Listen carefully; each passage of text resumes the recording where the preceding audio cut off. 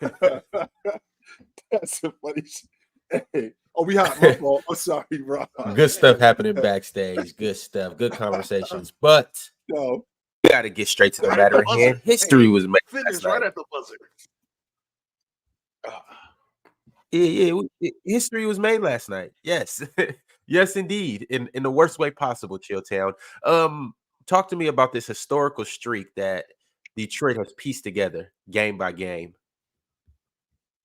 Ron, have you ever had bad food that you have to eat? That's what it's like with the Pistons. Like, I have to watch them because we got all the teams. We have to. I got to watch a lot of basketball because we got to talk about teams, and like I have to watch Detroit, and it's unbearable watching them. Unbearable. They look clueless. There's no energy. They don't rebound. They try to. They make an attempt to play hard. The more I watch James Wiseman, the more I'm walking back my take because he just looks clueless on the floor. He has no idea what he's doing. None. Should I go set a screen? Should I go rebound? Should wait a minute? Should I? He just doesn't look like he has any idea where to go or what to do. This team has no identity. They have no grit. They have no fight. They have no leader. There's nothing going on with this team that's positive right now. Nothing. And I'm looking at this schedule. They got Boston tomorrow. And I was looking at this schedule earlier.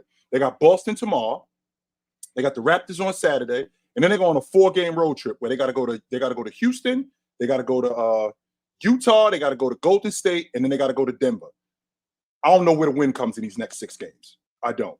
So they lost last night. So that makes them number 1 all time in a single season.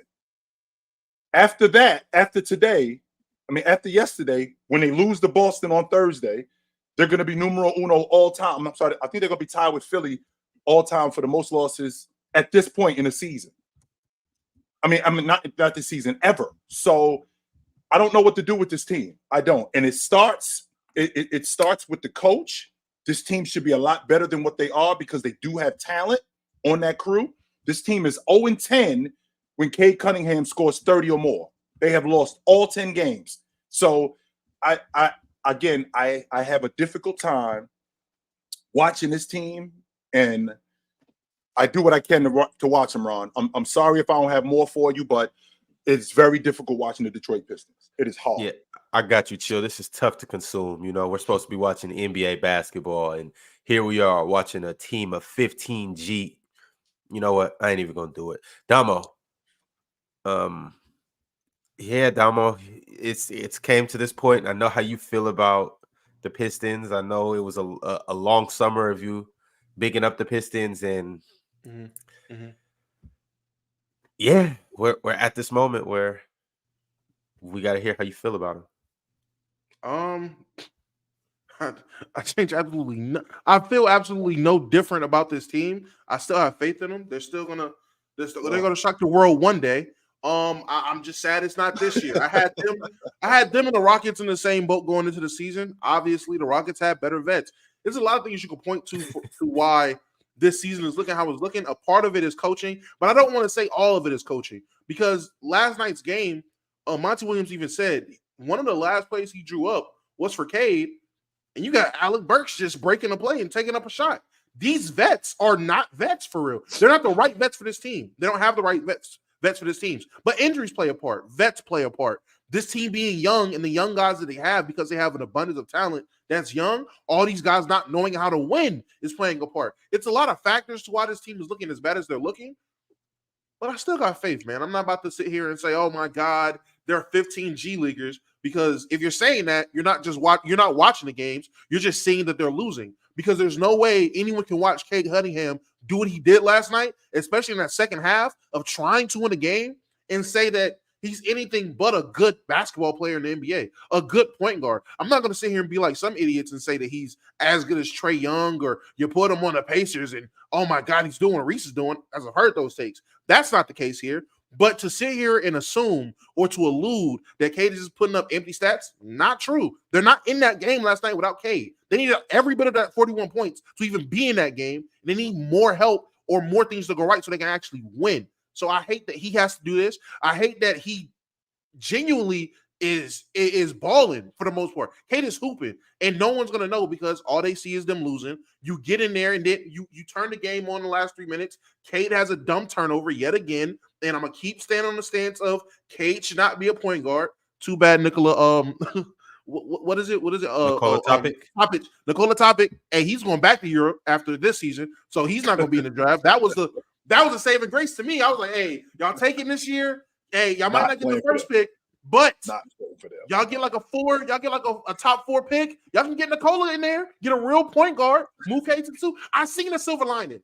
He's going back to Europe. He don't want to play there. So I'm like, I don't know what y'all do now. Now, what is the season for? There's no point in getting anybody else.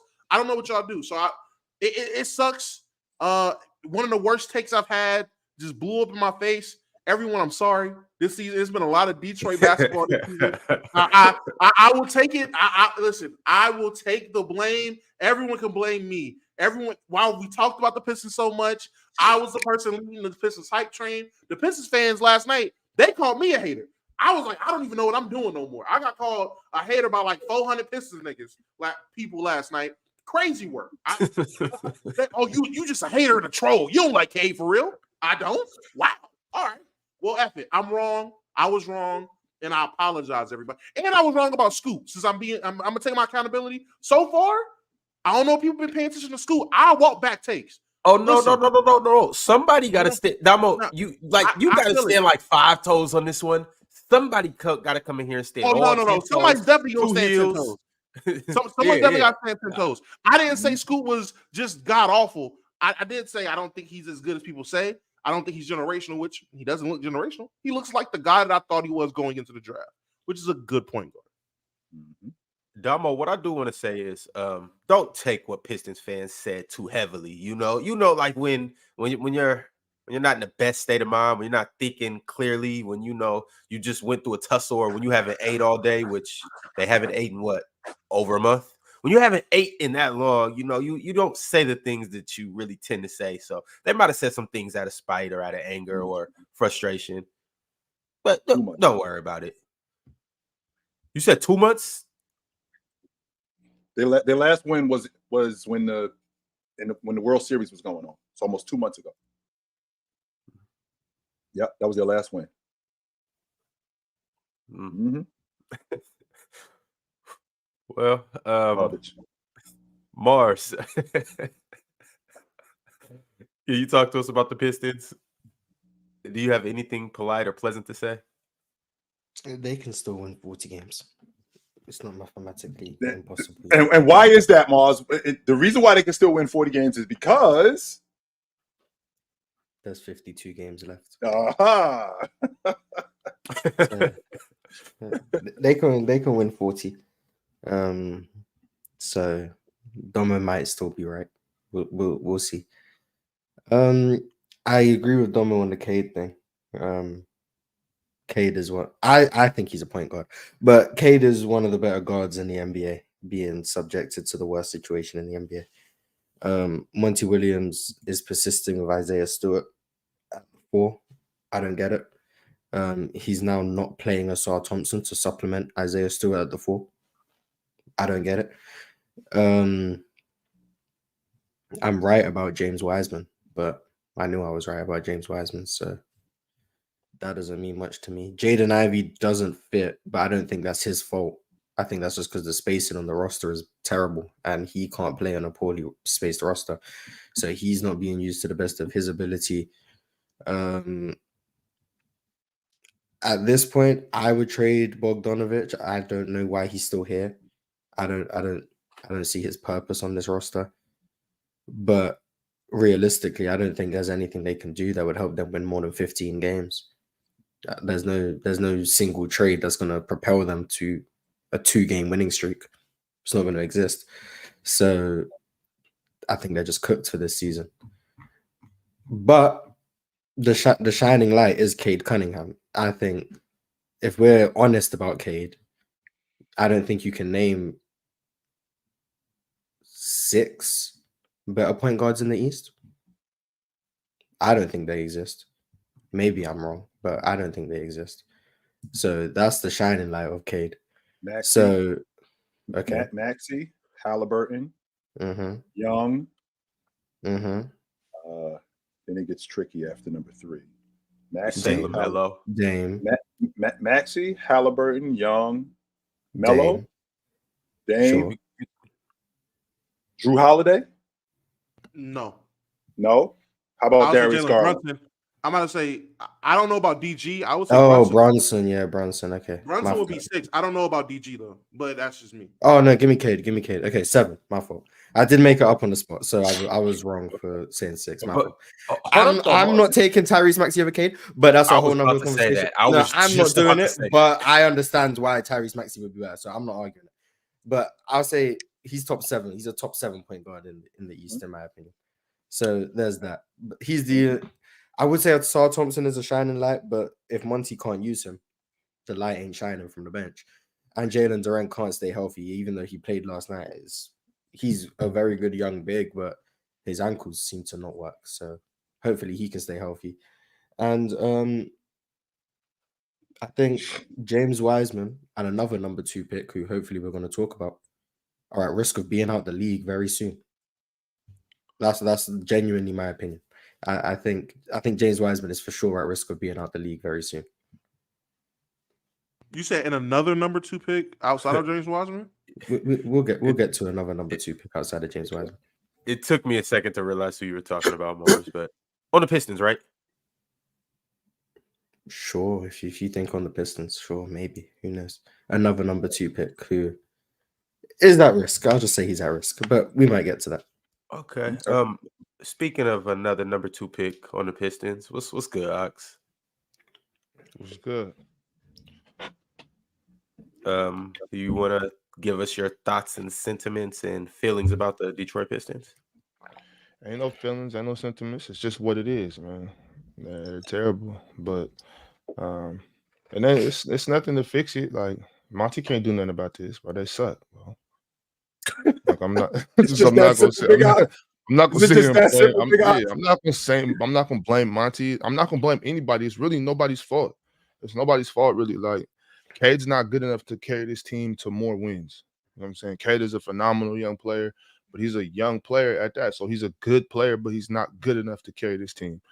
You know what I'm saying? Free Bojan, send Alec Burke wherever you're sending Bojan, get some players and just let it happen. Like Asor Thompson's not good enough to change this. Jaden Ivey's not good enough to change this.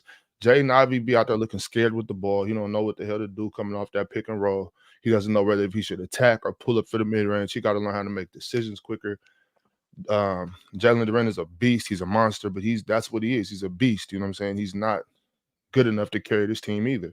It's just going to take time. It's just going to take time. They'll get better. They got talent, but their talent is young, like highlight style type talent. It's just like young, athletic. They don't know how to play basketball yet. So, you know what I'm saying? Get these kids some time. I don't got nothing else to say about that shit. I got secondhand embarrassment watching that.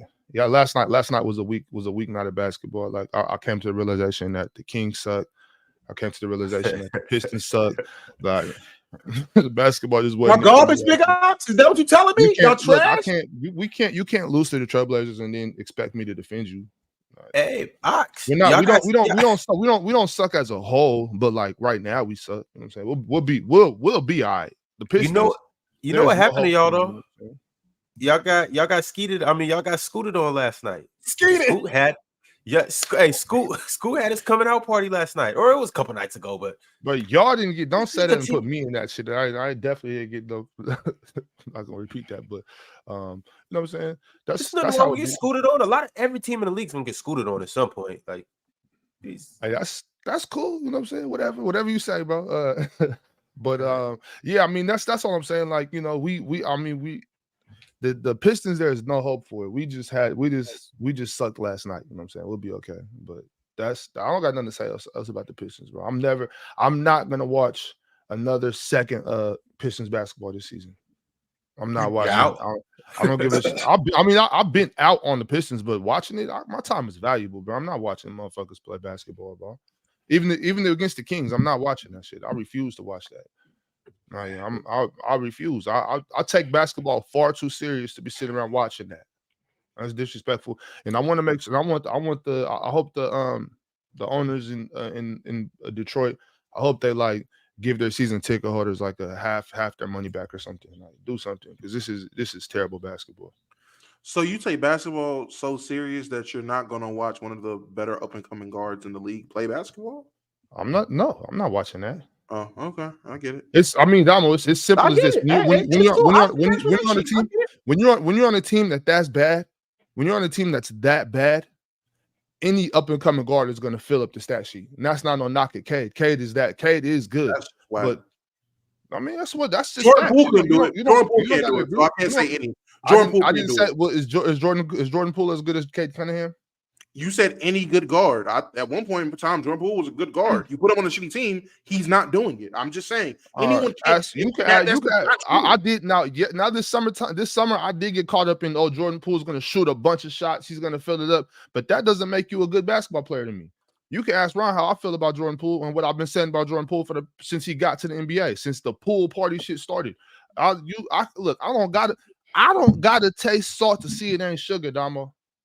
And on top of that, Damo, I know where you are with this because your idea is to push the young players forward. It's a lot of great young players in the league, and we should be watching the young players. And I absolutely can get with that logic. That's how I found out about Halliburton, Cade Cunningham, and those guys. Damo, that Detroit Pistons team is hard to watch, man. As good as Cade Cunningham is, that Detroit Pistons team is hard to watch. Very difficult, man. It is. Don't get me wrong. I'm not sitting here saying anybody needs to sit here and watch a full 48 minutes of Pistons basketball because I'm not. But if you're saying you're not going to watch a single second, I just can't get behind that. I can't subscribe to that belief. If I look on a timeline and I hear, Cade has 20 in the first quarter, I'm going to turn the game on to see how Cade's cooking. At that point, it's beyond me trying to watch Detroit Pistons to win, see what scheme they run. I don't care about none of that. Cade's cooking. I want to see Cade cook. That's with anybody. When I hear, oh dang, Tony, J. Rozier got 30 points. It's the third quarter. Let me see what T. Roro doing. Let me tune in real quick and see Terry. That's anybody. Scoot's cooking. I'm about to see Scoot cook. Hey, Malik Monk's cooking. I'm going to tune in to see Malik. I want to see guys cook. That's different. It's not different. I want to see guys cook. That's my point. I believe you. I hear that. I can dig that. I'm not watching no more full Pistons games. I feel you on that. But to not watch a single second, not to turn them back on, not to see him at all again, there's no team in the NBA I'm not watching a single second of outside of.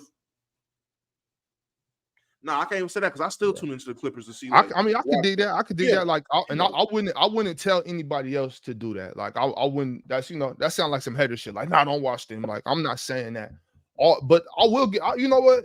Because I just praise Cade Cunningham for as good as he is. And honestly, I didn't like Cade coming out of Oklahoma State. I thought Scotty Barnes was. You used to trip off of Cade. I thought Scotty Barnes was the one. And I'm like, this Cade shit is not about to. It's not about to turn in anything. He's proved me wrong that he is a very talented basketball player. Cade Cunningham is much, much better than I thought he would be. But I need to get some pushback on that. I don't like.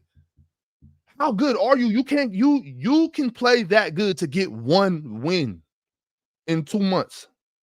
In 2 months, you can show out good enough to carry your team to one victory. It's and I don't want to call it empty stats. I hate saying that. So I'm not going to say that, but I am going to say, Cade, you're good, but you got to be better. Man, I don't know how much better he could be on this crew. I understand. I don't know how much better he could be on this crew. And I did watch Tracy McGrady, who is your man. I did watch Tracy McGrady lose 18 straight games on a crew. I did see that. That was terrible from T-Man. I did see that. I was having a difficult time with that too. But with that being said, with this Detroit Piston team, he is one of the few bright spots. They do have talent. Jalen Duren is a talent. Cade Cunningham is a talent. Ivy is a talent. I think the problem that we're having is what are we doing with this crew? Who is the lead guard? Okay, that's Cade. Who is our bucket getter?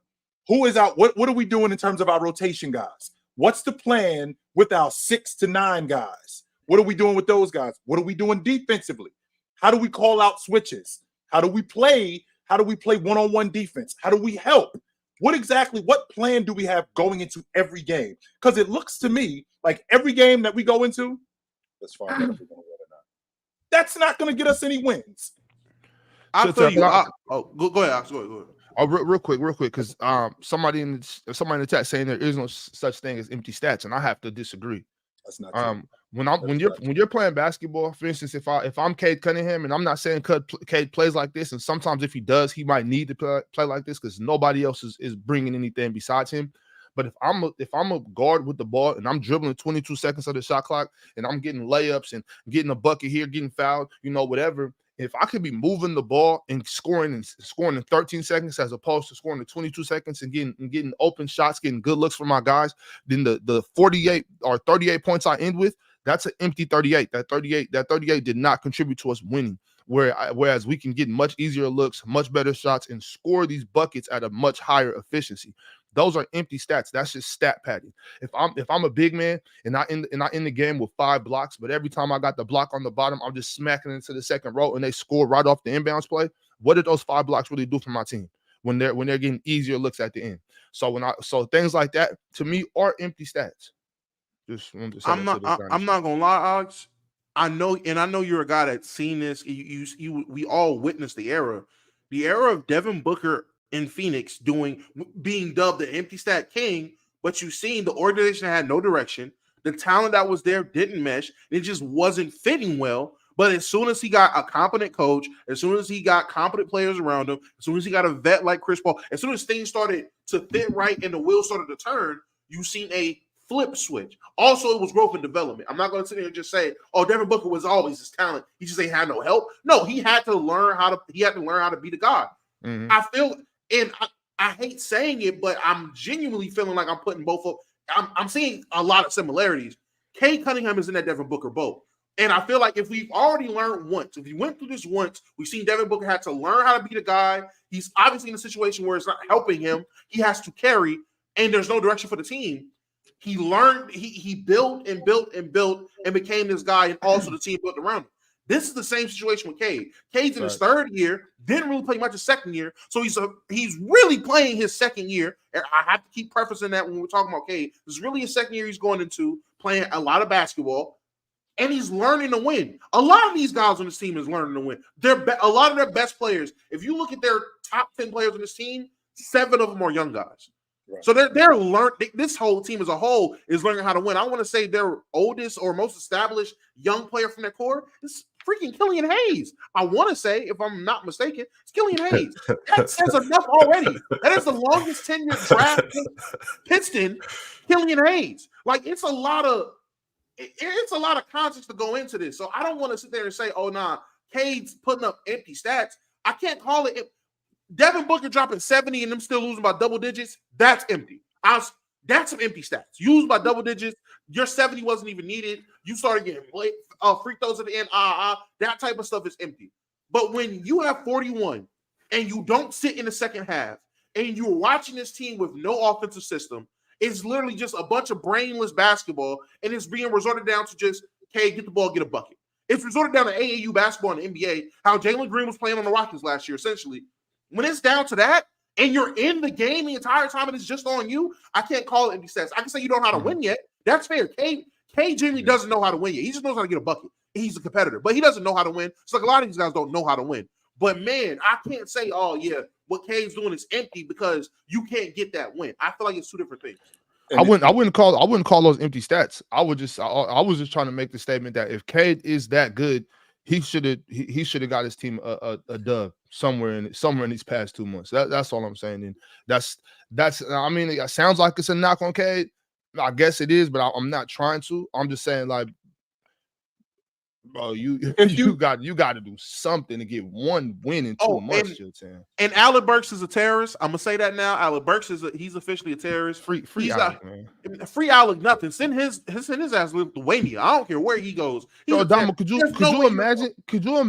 imagine being Alec Burks and Bojan Bogdanovic on this team of young kids that don't know how to play basketball yet? Now I understand what you're saying. If you broke the play at the end of but whatever though. Like Alec Burks is a vet, and he is a vet that has You know, he's had some pretty good seasons in the NBA. He got game. He should not be subjected to this type of treatment. Him and Bojan Bogdanovic should not be subjected to this type Then of do bullshit. something about it then, Ox. No. They both part of the problem. Alec Burke is at the end of the line. Alec Burke can't carry this team to do much. Alec Burke, even on a good team, is still not supposed to be out here playing more than 16 minutes. You know what I'm saying? Alec Burke is not the guy that can put this team on his shoulders. Nobody's saying that, Big Ox. Nobody's saying that, but he's a legit rotation guy. And I don't think that they're not using on this team. I don't think that they're using him any way or shape, form more than that. That's what he is. Bojan, I think didn't Bojan just get back in the lineup? Right? Yeah. He's been there for about 10 games. So he's just got back in the lineup like 10 games ago. Now, this team, in terms of not being able to win, you got a bunch of young guys. I definitely get that logic. But there has to be some direction. That's where coaching comes in. That's where vets come in. Because as of right now, Damo, they just look like dudes that's just trying to figure it out by themselves. This does not look like a collection trying to figure it out. Okay, Damo, this was wrong. So how about we try this? Okay, OG. All right, that worked, but let's put this on it also. They don't look like they're doing any of that. They just look like, all right, you do this, and I'm going to figure this out over here. They're not going to win any games trying to figure it out on their own. That's what a unit is. And this is not a unit. This looks like a bunch of young dudes that have no direction, no idea where they're going, and no idea what they're doing. Chill. It's a young team. Like, honestly, I'm gonna keep it a buck. Shout out B-Souls in him. I'm not surprised. No shout out to Domo. It's crazy. My bad. Shout out to B-Souls and Sage. But I'm gonna keep it a buck. I'm not surprised. We see things similar like this, not obviously in a streak like this. Like it's a bit of an anomaly, but look at the Spurs. The Spurs, they were tumbling downhill. The Wizards, they were tumbling downhill, and they're gonna continue to tumble downhill. When you have a collection full of guys that are young and just quite frankly aren't that good yet, this is what's going to happen. This is what I said in the offseason. They don't have enough veteran leaderships. And this is what the era of just the one and done era did. It made it so you don't have a bunch of guys that are veterans in the NBA. You don't have a bunch of guys that are older rookies and things like that. Like if they had we've seen young teams that have young guys that can string together wins. That are better than these guys. Better. But even if you don't have the collection of talent, which Detroit has, you do have vets on some level. Not only do you have vets, you got leadership at the coaching at the coaching spot. Now, I don't think Monty has given up on this team. I do think that he got himself into something that he didn't know how bad it really was. And I'm sure if he could take it back, he would.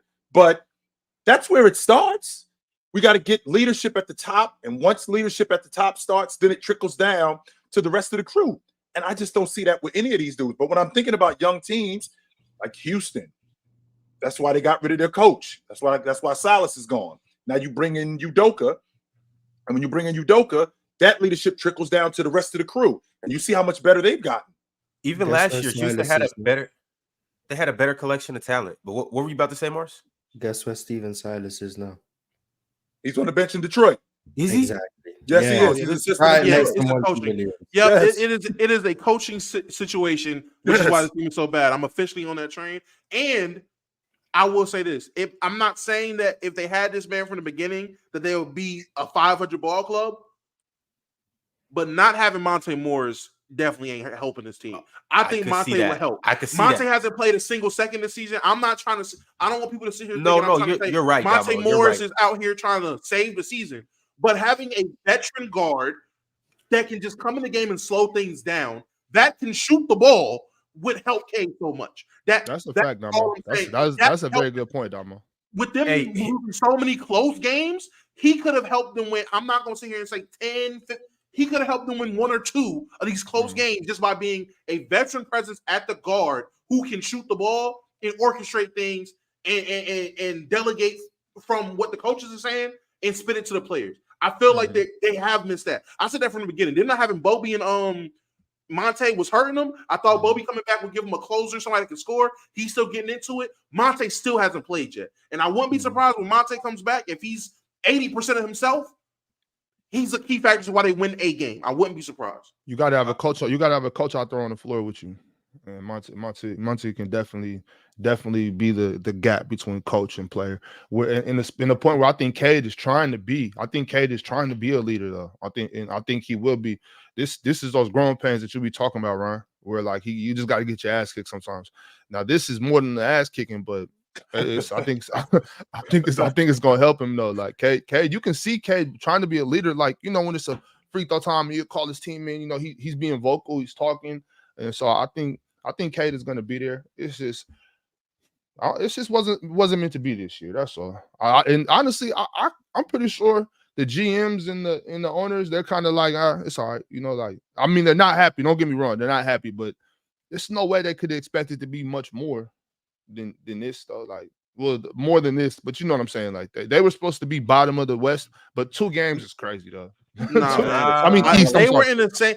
They were in the same position as the damn Rockets, man. Going into the season, if you look at how they were constructed, what they did with their money, how they tried to build their team, and the talent they have from guys going from year 1 to year 2 or year 2 to year 3, they had literally in the same exact situation. Guys supposed to take steps, vets were supposed to vet.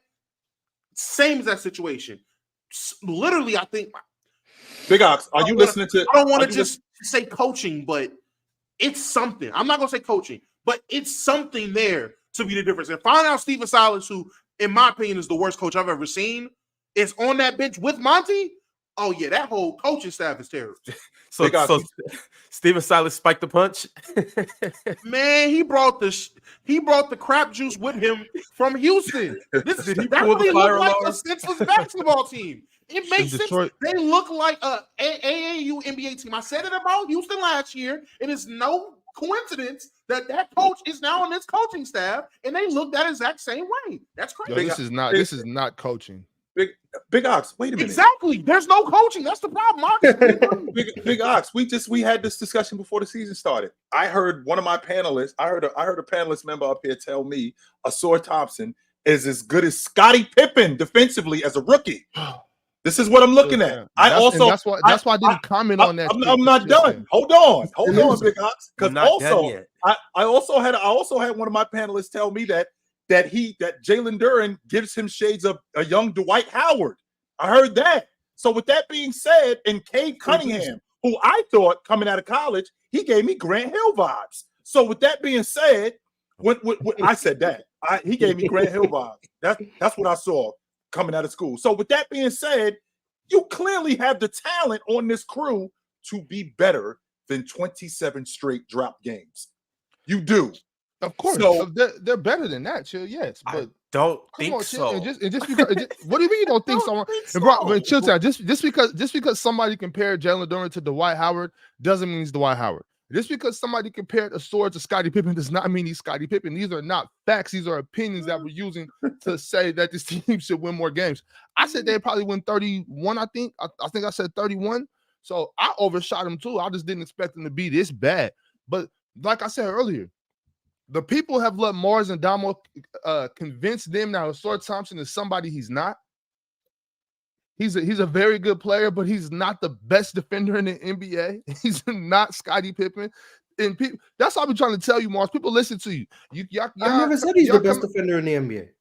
But he is better than Scottie Pippen was as a rookie. Think about that. That's fine. Okay, yeah. Think about that. I don't want you to think about Scottie Pippen. I want you to think about Scottie Pippen, what he became. I want you to think about the rook Scottie Pippen. The dude. But what does that mean, though? But I'm saying when you say those type of names, it's like, okay, now people are getting their gears going. It's like, what does that really mean? It means that this is the kind of potential he has. That's what potential. Yeah, potential. But when potential, we're not going to see that today. So that's what I'm saying. These guys are going to be good. Jalen Durant might be he won't be as good as Dwight, but he might be. Never said he would. I'm not saying that, but I just almost said it. But what I'm saying is, like, Jalen Durant is not Dwight Howard. He is a monster, but he's not Dwight Howard. So I'm like, these guys will be good enough. Jay Ivey, a guy that I was really high on when he came out, when he was even in college, he just looks terrified. He looks scared with the basketball. You know what I'm saying? So I'm not sure. But I'm he not knows sure if he what. drives to the rim, the whole team gonna be on him, and his team gonna be on him. And he knows if he messes up, he's getting yanked at the game. He's coming off of picks. He's coming off of picks, and he's standing in the mid range, like right in front of the 3-point line, dribbling the ball, calling for another pick. Well, if you don't just shoot that damn ball, take a He's step. never had that mid range game, and he's never even up. That's a problem, Mars. That's a problem. I don't care. I don't care what's the reason is. You are an NBA basketball player. You are a lottery pick. You had a very, very good college career. There is no reason for you to be scared with the basketball anywhere on the court.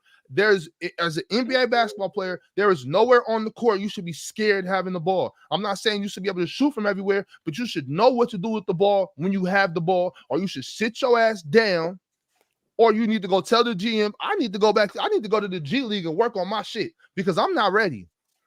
Something needs to happen. I'm not giving NBA players passes for none of that. You can't come off a screen.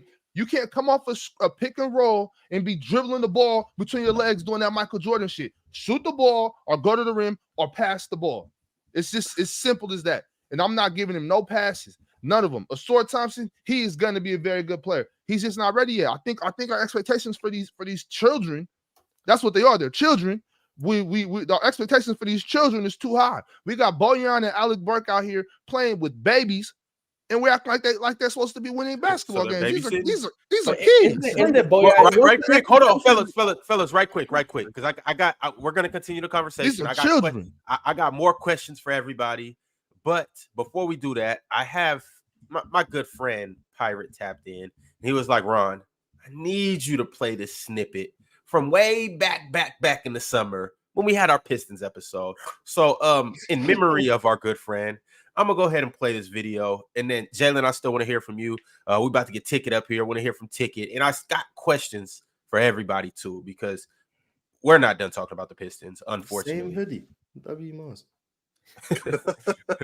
y'all let me know if y'all can hear this. Yep. You good? So yeah, let's talk about the Pistons. You obviously know the first question I'm gonna ask. What are you most looking forward to about this team this year? Or are you not looking forward to anything? Pirate, I'm gonna start with you. Well, crazy, team of the ages. I don't think it's a question of if they're going to win the championship. It's really just a question of if they go 16-0. They are going to be, in my personal opinion, hot garbage, yo. I guess I'm. Yeah, no offense to people in Detroit. Detroit's awesome, but I'm probably most looking forward to the fact I think they only have 4 national games, so that's awesome. Damn, you ain't trying to watch the Pistons. The hate is crazy. It's not hate.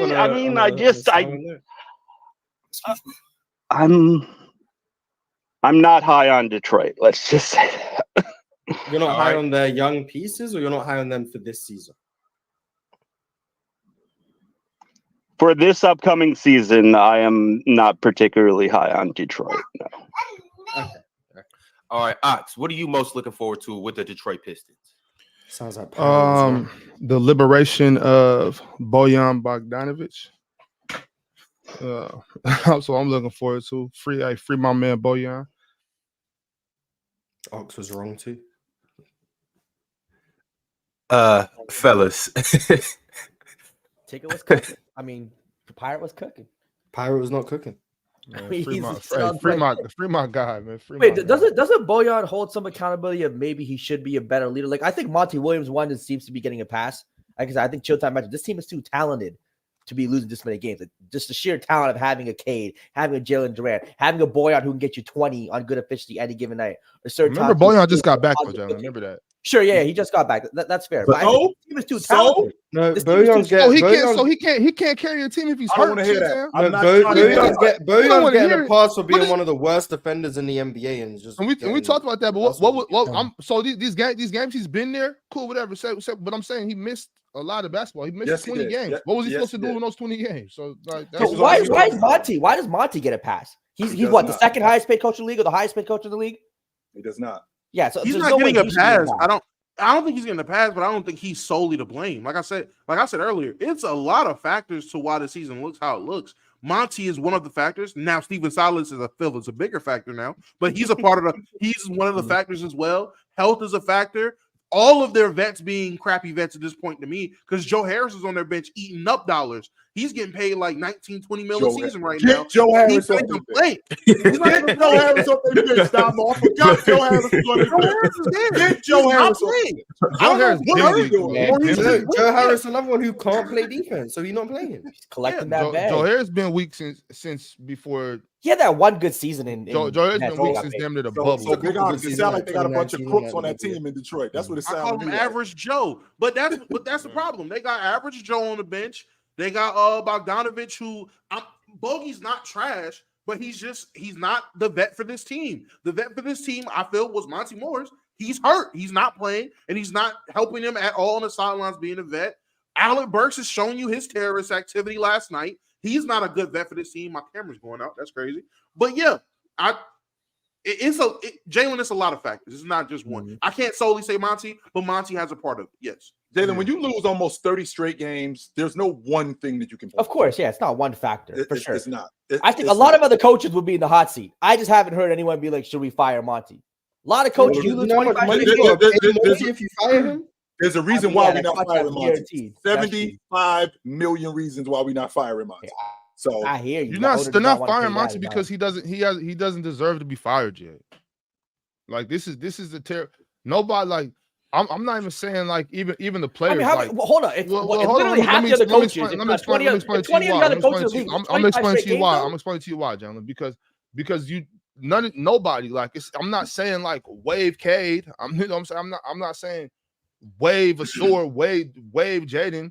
It's basketball, and it's terrible right now. But there is such thing as growing pains. There's such thing as figuring it out. So while this is happening, Detroit's not gonna stay this team. They have a lot of young talent, and Monty Williams is a good coach. They're gonna get it together. Like just my thing is we want them to make certain adjustments, just like people wanted the Spurs to make certain adjustments. Those adjustments that fans want to see to appease what we're watching is not conducive to a healthy future.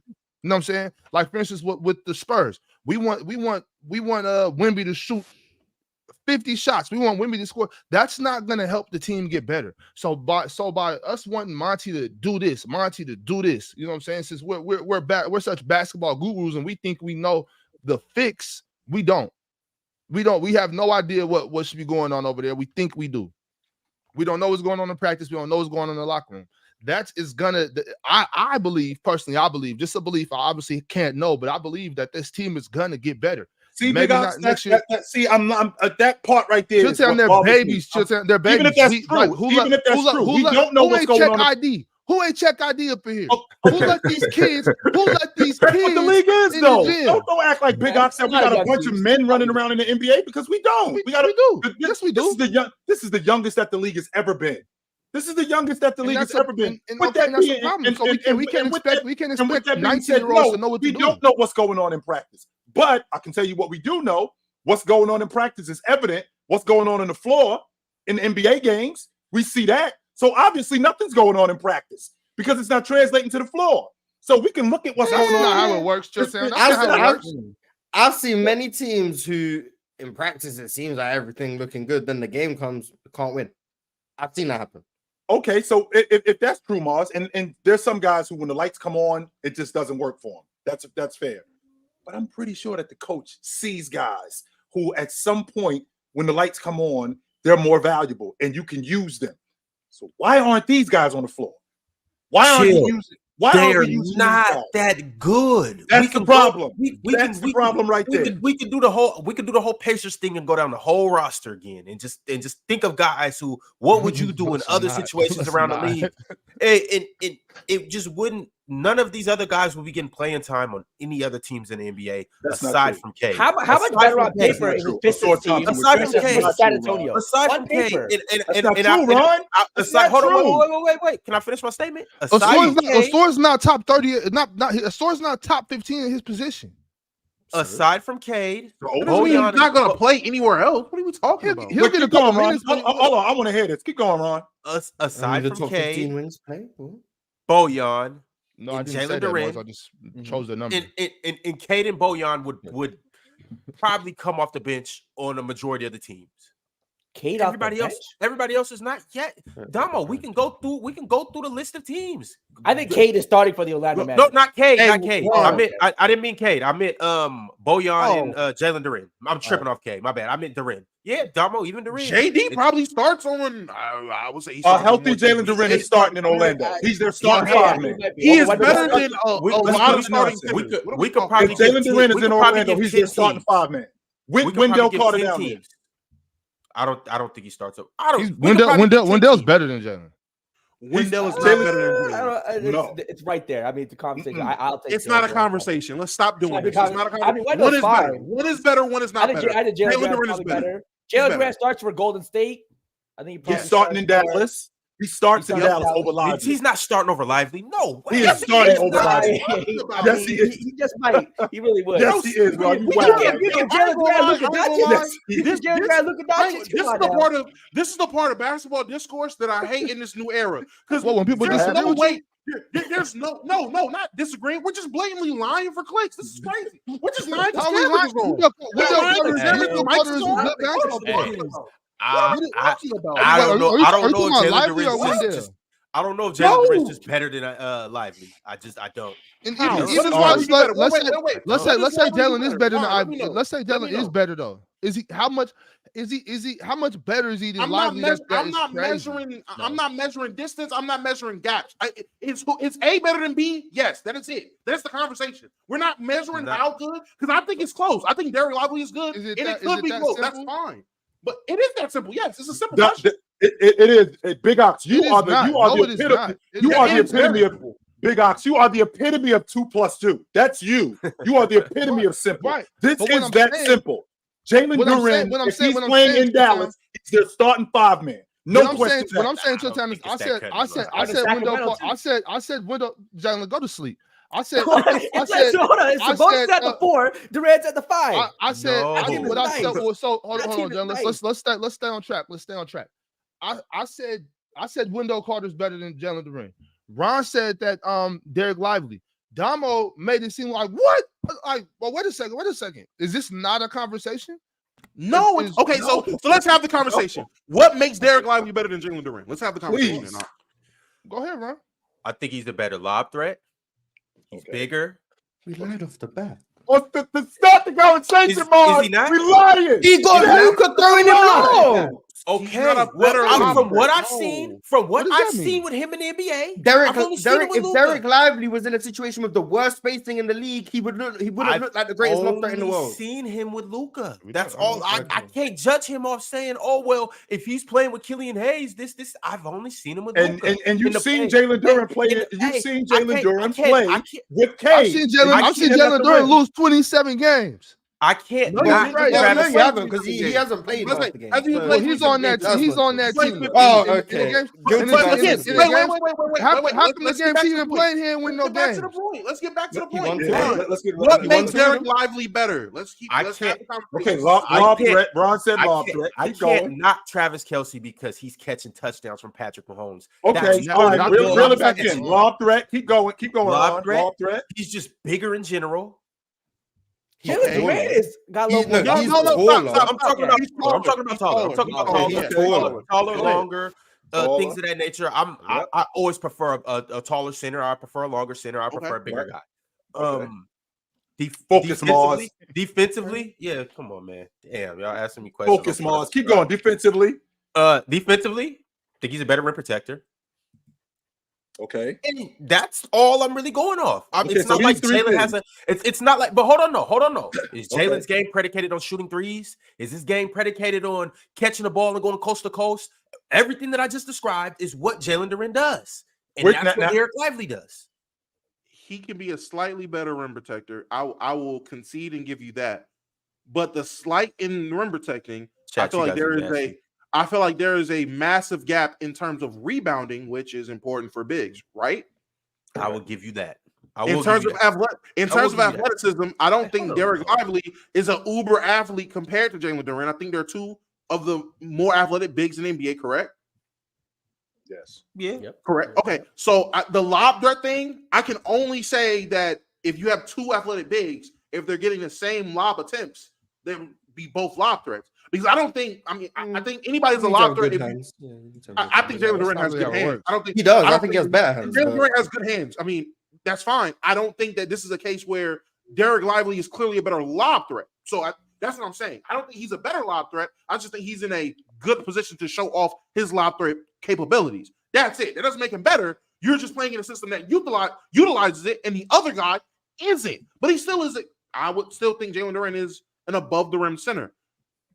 Defensively, I don't think the gap is there. Offensively, what are we talking about in terms of their offensive games? Who's the better offensive? Because I know Jalen Duren's a better passer. He's a better playmaker. He's a better passer than Dereck Lively.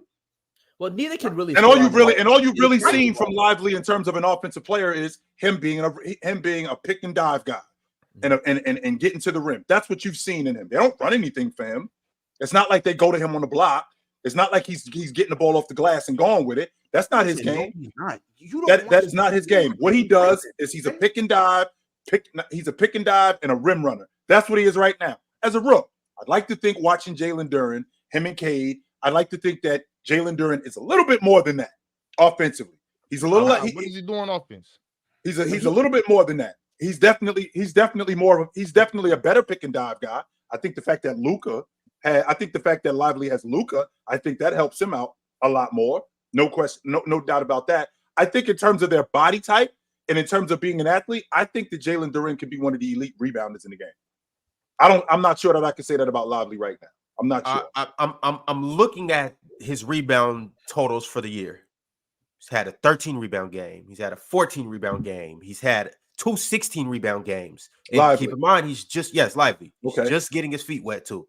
Mm-hmm. Lively is definitely one of the more centers in terms of just verticality, just being able to spring straight up at 7'1". Right. Yeah, I just think he has more verticality. He's taller. Like I said, he's a better lob threat just because he's a bigger guy. And on top of that, he rim protects better. You guys are talking about catching the ball on the post and passing and stuff like that. Keep in mind, we're talking about Dallas. If Porzingis didn't get let off the leash as a big man, neither is Jalen Duren and neither is Dereck Lively. Playing with Luka, your job is going to be to rim protect, catch lobs, and run the floor. To me, Dereck Lively underrated. No, it's not. What? My fault. I'm reading out loud. I thought I was muted. My fault. I'm saying, to me, right now, from what I've seen with Dereck Lively, he's been perfect for Dallas. Perfect. No one's arguing that. I won't argue that, Rob. I will. You're absolutely astute claims by you, my God. Yes, hey, I will not argue that. No one disagrees. None of these guys clear each other. It's not like a clear situation. I just think Jalen Durant that was the point I was trying to say. Yeah, I'm comfortable taking Jalen Durant, but I think he's a starting five. If he's in Dallas, he's their starting five. Yeah, he's the better center. I'm not conceding on that point. There was two different points. Dereck Lively can be perfect for the Mavs. Jalen Durant will be better on the Mavs. Just saying. I think Jalen Duren's better on both sides of the ball. So there's that. I think scoring wise, they both struggle to score on their own. Like they need others to create for them for sure. But the passing and the rebounding, I do think Durant is definitely better in those categories. Although Lively is a good passer, in my opinion. But now, Ox, you think Wendell? What does Wendell do better than Jalen Durant? He's a better scorer, and he's a better scorer. But he's not a better. He's not a better defender or rebounder. He's good. He's not a better defender, no, but he's good enough on the defensive end. But he's not a better rebounder. He's a solid rebounder. He's a solid rebounder. But he's not better than Jalen Durant. I mean, we'll see. I mean, I want to see more Jalen Durant play, but I don't think that Wendell Carter is a better rebounder. No, I won't say that. But Wendell Carter does everything on the basketball court, and he's a guy you can give the ball to on the offensive end. You don't have to be a lob threat with Wendell Carter. I don't really think on the offensive end. I don't think it's close at all. On the defensive end, Wendell Carter is a solid defender and a solid rebounder. So that's for those simple reasons. 2 + 2 = 4. I'm gonna go ahead and have to go Wendell Carter. So not only is he not a better defender nor a better rebounder, I won't speak on the playmaking because I don't know about Wendell's playmaking. He's not even healthier than Jalen Durant this season either. And I would know because I have him in fantasy. So I have both of them in fantasy. So that he's Well, only I mean, played not 9 being, games. But- he hasn't been healthier, but I mean, like, I'm just talking about on the court, like when they play, Wendell's better. I think Wendell better too. I just think Durant better than Lively. I don't think I mean, and I understand what you're saying, like him not being as healthy, but I really don't think it's close yet. Ticket. I'm about to tap it. I think if you're GMing and you're trying to win right now, I think picking Jalen Duren over Wendell Carter would be a bad business move. I think I really like Wendell. But don't get me wrong, I like all three of the guys we're talking about. Jalen Duren, like I said, he's a beast. You know, just looking at the kid's body, you know what I'm saying? You can see that he's physically imposing. He can impose his will. But when there's other grown men out there too, you got to have a little bit of skill. You know what I'm saying? You got to be able to catch the ball on the block and go to work. You got to be able to knock down that mid-range jump shot. You know, you got to be able to do other things besides jump over people and bully people, because when you're on the court with a bunch of other grown men, that's not going to take you where you want it to take you, in my opinion. Yo, Ticket, I want to hear from you. And I also want to tell you guys, www.playerschoicemerch.com. Go visit it. Go check it out. Or just scan the QR codes at the bottom. Also, you can send Venmo chats. You can send PayPal chats. And you can send cash chats through the links right up top. And you'll also see them periodically in the chat. Go ahead and click those. Send them through. Let us know how you feel about the Pistons or whatever good team you want to talk about. But Ticket, we haven't heard from you yet regarding the history that was made. This morning, man. My bad. Go ahead. Hey, Ticket, real quick. Can I ask Ron a quick question before you go? Just real quick. It's not in depth. I just want to know. Don't let him cut you off, Ticket. I'm not cutting you off. All right. My bad. Chill. My bad. All right. I'm not cutting you off. Hey, go ahead. Whoopie dominant. Go ahead. Oh, I appreciate you. Hey, Ron, who do I got to send my address back in or something? Which y'all don't got my address? Did I send the wrong address? Y'all send my shit somewhere else? Or what's going on? Where my hoodies and shit at? Like, it's cold out here. You know what I'm saying? Where my merch at? Who do I need to send my address? I know for a fact when I'm on the crew, Big Ox, Ron gave all the hoodies. When I'm on the crew, Ox, we all get sweatpants? Like, don't we all get hoodies? Sweatpants, Like, travel bags, sneakers. Don't we all get that? I just want to make sure that I'm not going crazy. Where my shit at? When I was on the crew, we all got that. Like, it wasn't just me getting a sweatsuit. Like, Ox got one too. It wasn't Ox just getting fresh Nikes. I got a pair too. So Ron gave all the hoodies to his special ladies. He gave all the hoodies. Where my shit at? Hey, Jalen, I'll pull up to her crib and get my stuff. Ron, where my shit at? Do it up, man. Do it up. Hold on. Let me send her a warning text, because I know how you operate. But You got a 6'9" individual coming to your house. Look, right, my bad. banging on the My door bad. like the police. But anyway, Ticket, he was getting back to Ticket, as you were saying. No, my bad, man. I just heard that Legend of Losing was running around here on my beefcake, praying on my downfall. That's what I heard. You know what I'm saying? I never thought a dude that was supposed to be this alleged big dog was supposed to be worried about the ticket. You know what I'm saying? But I'm all up in these people's mouths. You know what I'm saying? You feel Ticket, me? get on your Ja Morant victory lap. Let me hear that Ja Morant victory lap. He must think I'm cheesecake. So, but anyways, though, like I said to y'all before, I'm gonna say it again. I don't even know why y'all in here wasting y'all time on them scrubs, the Detroit Pistons. I wouldn't even waste an hour on them dudes, man. Why talk about them when you can talk about like this, you know, fake LeBron James lover down here said, Ja Morant and the Memphis Grizzlies, dog. We should be talking about them. You know what I'm saying? The man ain't lost since he came back, and he did exactly what I said he was gonna do. He beat the Pelicans not once, but twice, baby. And they rolling. So I wonder if you guys, Chilltown, you guys have adjusted y'all opinion, or y'all gonna stand on that mountain called stupid that you guys were sitting on from the beginning. Nope. Ticket, just because you said it and it's been a week, that doesn't mean that this is going to continue. I told you we can have this conversation at the 10 games. We could talk a little bit more. At the 10 games, we could talk some more. But as of right now, I ain't on the train. Nope. That team still has a lot. That team still has a lot of issues. Don't get me wrong. Ja brings a lot of energy to that crew. The bucket getter that they ain't have, he is now that. He's giving more energy to guys like Bane, and now they got Marcus Smart back in the lineup, distributing and playing defense. So they are looking better. So again, Ticket, I want to have this conversation with you after 10 games. And with new information, absolutely I'll come off that. But as of right now, hold on, Mars. What's the next 6 games for the Memphis Grizzlies? Memphis What's the Grizzlies? next 6 games? The Yeah, what's the Nuggets, next? the Nuggets, the Clippers, the Kings, the Spurs, the Raptors.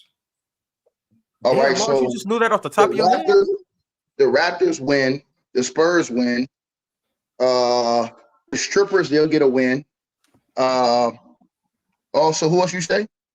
I said The the Nuggets, Nuggets, who else? the Nuggets, the Clippers, the Kings, the Spurs, the Raptors, and the Lakers. Oh yeah, Is the Kings will win. You know what I'm saying? Yeah, hey, chill. I got them losing maybe 1 game out them games, maybe 1. If they win 10 straight ticket, yeah, we got to have a different conversation. No, I got them losing maybe 1. No, I'm saying I got them losing maybe 1 out of. Or 9 out of 10. Or if they roll off their next 9 out of 10, and then they So what would get that? on Hold on, Mars. What would that be their record? If they won, Mars. If they won all but one of the next 6 games, what would that put their record at? 15 and 20. Okay, so now they 5 games under 500. Okay, yeah. So and then the KD is falling. They got to play Houston next. Houston's going to be mad because they gave up the game last night. You know what I'm saying? The refs gave up that game. The refs gave up that game. That's fine. The refs gave up that game. Yeah. Oh yeah, Mars. So they're going to be real mad. So I'm actually glad y'all lost that game, so y'all can go beat the hell out of KD in the next game. So y'all won't be asleep. So yeah, they're going to win that game, and then heck, they're going to free fall. They got to play the Strippers too. Then they got to play the Lakers. The Lakers already beat them 3 times. Phoenix on the free fall, man. And Utah won last night too, didn't they, Mars? Utah? Yeah. Utah won last night. Yeah, beat San Antonio. Utah's on the winning streak now. I think they won like 3 or 4 games straight. So yeah. Chip Town, yeah, man. Yeah, they're gonna make the playoffs, dog. They're gonna get the play in, make the playoffs. They did win 4 straight. Because remember the conversation that we had, Ticket. The conversation we had was you have to have a lot of other teams go to pieces. And you did mention Phoenix was going the other way. But with that being said, they just won 4 straight. They still in the same spot they was in a week ago. They have not moved after winning 4 straight. So yeah, but Phoenix is losing though. That's the part you fail to understand. Phoenix keeps losing. Then why is Memphis again? You did say that. You said that because I told you. Hold on. So be real. So hold on. In order for them to move up, hold on. But don't be fake. Hold on. Don't be. The other teams have to start losing, and you did say that. I'm saying, but don't be fake though. Hold on. But don't be. Hold on. But don't be fake. Be real, because they're losing, and the teams under them are winning. So if Utah keeps winning and Memphis keep winning, listen. Utah's only 2 games back. Right. Who's Utah's next 2 games? They're only 2 games behind Phoenix. They play Detroit. So who's Utah's next 2 games? Utah plays Detroit. When? I think they play Detroit in the next 3 games, if I'm not mistaken. Okay, well, your ass is fucking sucker. The hell are you talking about? Wait a minute. What does that? Wait a minute. What does that have to do with anything? Phoenix is going to lose again. Hold on. Phoenix is going to lose against the Rockets in Houston. Okay. Utah's going to win the next game. That's going to put them a half a game behind them. And then Utah will probably win the game after that. Because that'll put them on a 4-game win streak. And they'll pass them bombs. So that's one team that passes them. Wait a minute. So you, but like you just said, we already had this conversation. You said earlier the team that's going to move is Phoenix. That's what you said. I think it was move down. Hold on. Hold on. I said move down. But with that being said, this team has already won 4 straight games. And in the 4 straight games that they've won, they haven't moved. They still in the same spot. Closing the 2 games. Hold on. They closing the 2 games. They still in the same spot, Ticket. No, you're not hearing me. See, this where your illiteracy come in. This where bro, listen. I can't. They were almost 5 games behind them. They're only 2 games. When Phoenix plays Houston and loses to Houston, that makes it 1.5 games. When Utah beats Detroit, that makes it a half a game. Then the next game they pass them bums, man. So be quiet. That means that they have to win, like you say. They have to win. They're gonna beat Detroit. Detroit lost 27 straight games. Okay, Detroit. All right, but they still have to win more. So like I said, we still have to revisit this in 10 games. I ain't on the hook. 4 games. You the one crazy trying to tell me that a team that started 9-17 is going to make the playoffs. Ticket, I just want to see more. How many games have they lost with Ja? One more time. How many games have they lost since Ja came back? They 4-0 since he came back. All right, shut up then. That means they're never going to lose again statistically. Right? No, Mars. No, I didn't say that. When me and Bob, it's a joke. When me and Bob and Doug you went over the record. Remember what I said? I said out of the games he played, they're gonna win 40 of those games. Remember I said that, Mars. Right. So right now, all I need is 36 more wins. And they got 50 games left in the season, in the words of Big Ox 5. So all I need is 30 more wins. All I need is 36 more wins. And I'm good. Mm-hmm. Let's see it. And I'm going to say one thing.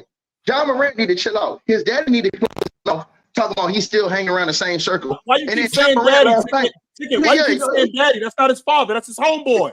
No, the fake usher need to be quiet. That is not his father. That's his homeboy. The one in the front row doing all of this. That's his homeboy. He's an idiot. Did you see what y'all did last night? The celebration. Yeah, did you see what y'all did? Who threw up 2 gun signs, man? Come on, man. Now, Ticket, stop. Ticket, stop. That is a actual dance in New Orleans. He's playing the Pelicans in New Orleans. LSU players do it all the time. There's rappers doing it. It's a you gotta know. Hold on. Y'all let Damo finish his. Let Damo finish. Hold on. Stop trying to push that propaganda. Listen to me. Hold on. Listen to me. Hold on. Let him finish right quick. There is no. He just been talking for an hour. What the hell you talking about? Let him finish. Stop, bro. Stop. There is no. He just threw up 2 guns. No, gang. It is a dance. I need everyone to tell me this.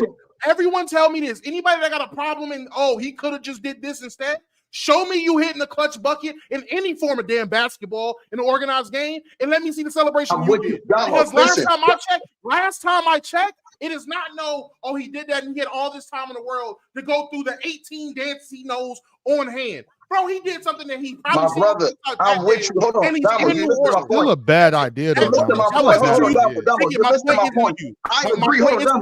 I agree. Hold on, Damo. You're missing my point.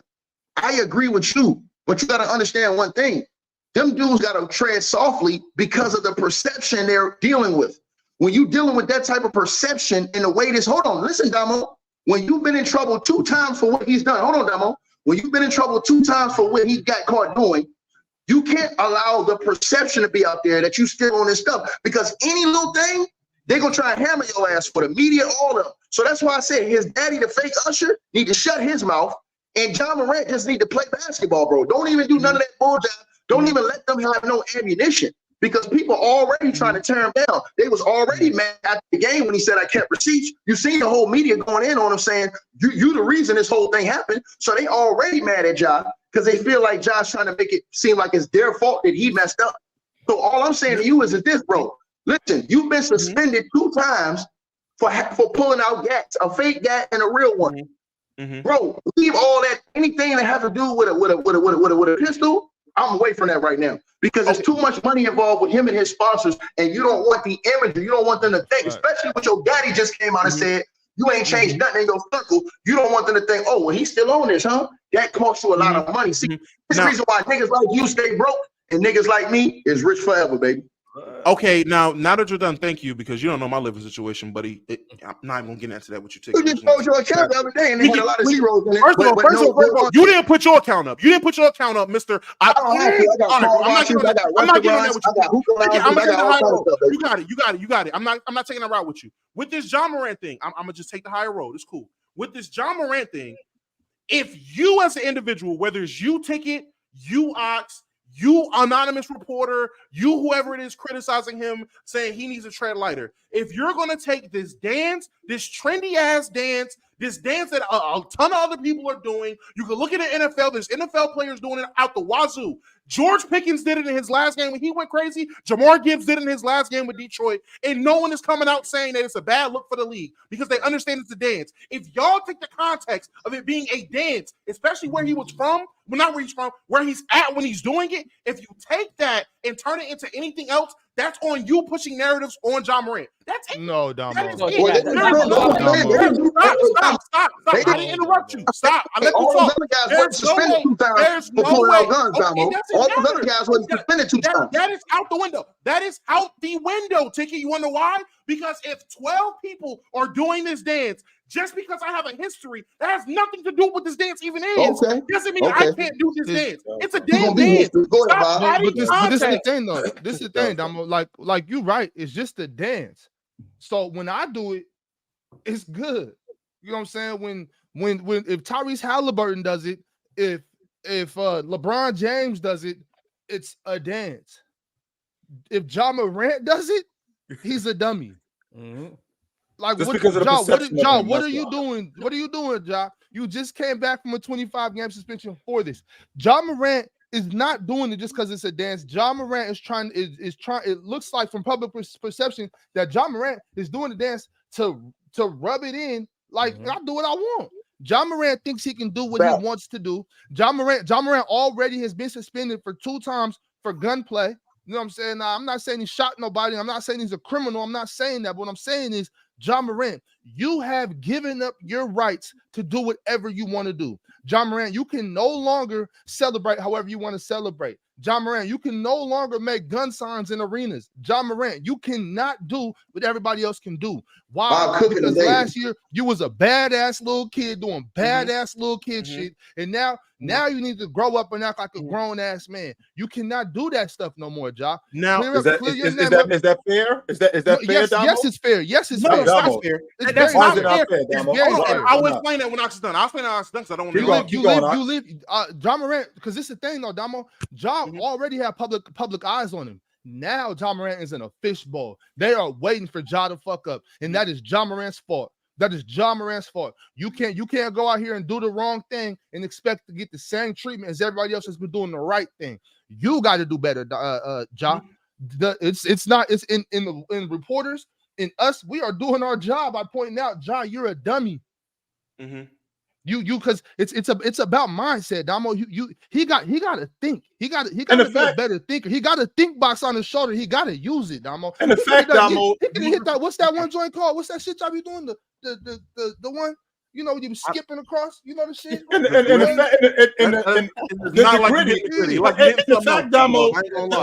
the fact, Damo, that we actually having this conversation. The fact that we even got to have this conversation about Ja goes back to what we were talking about. Like they've won 4 straight games.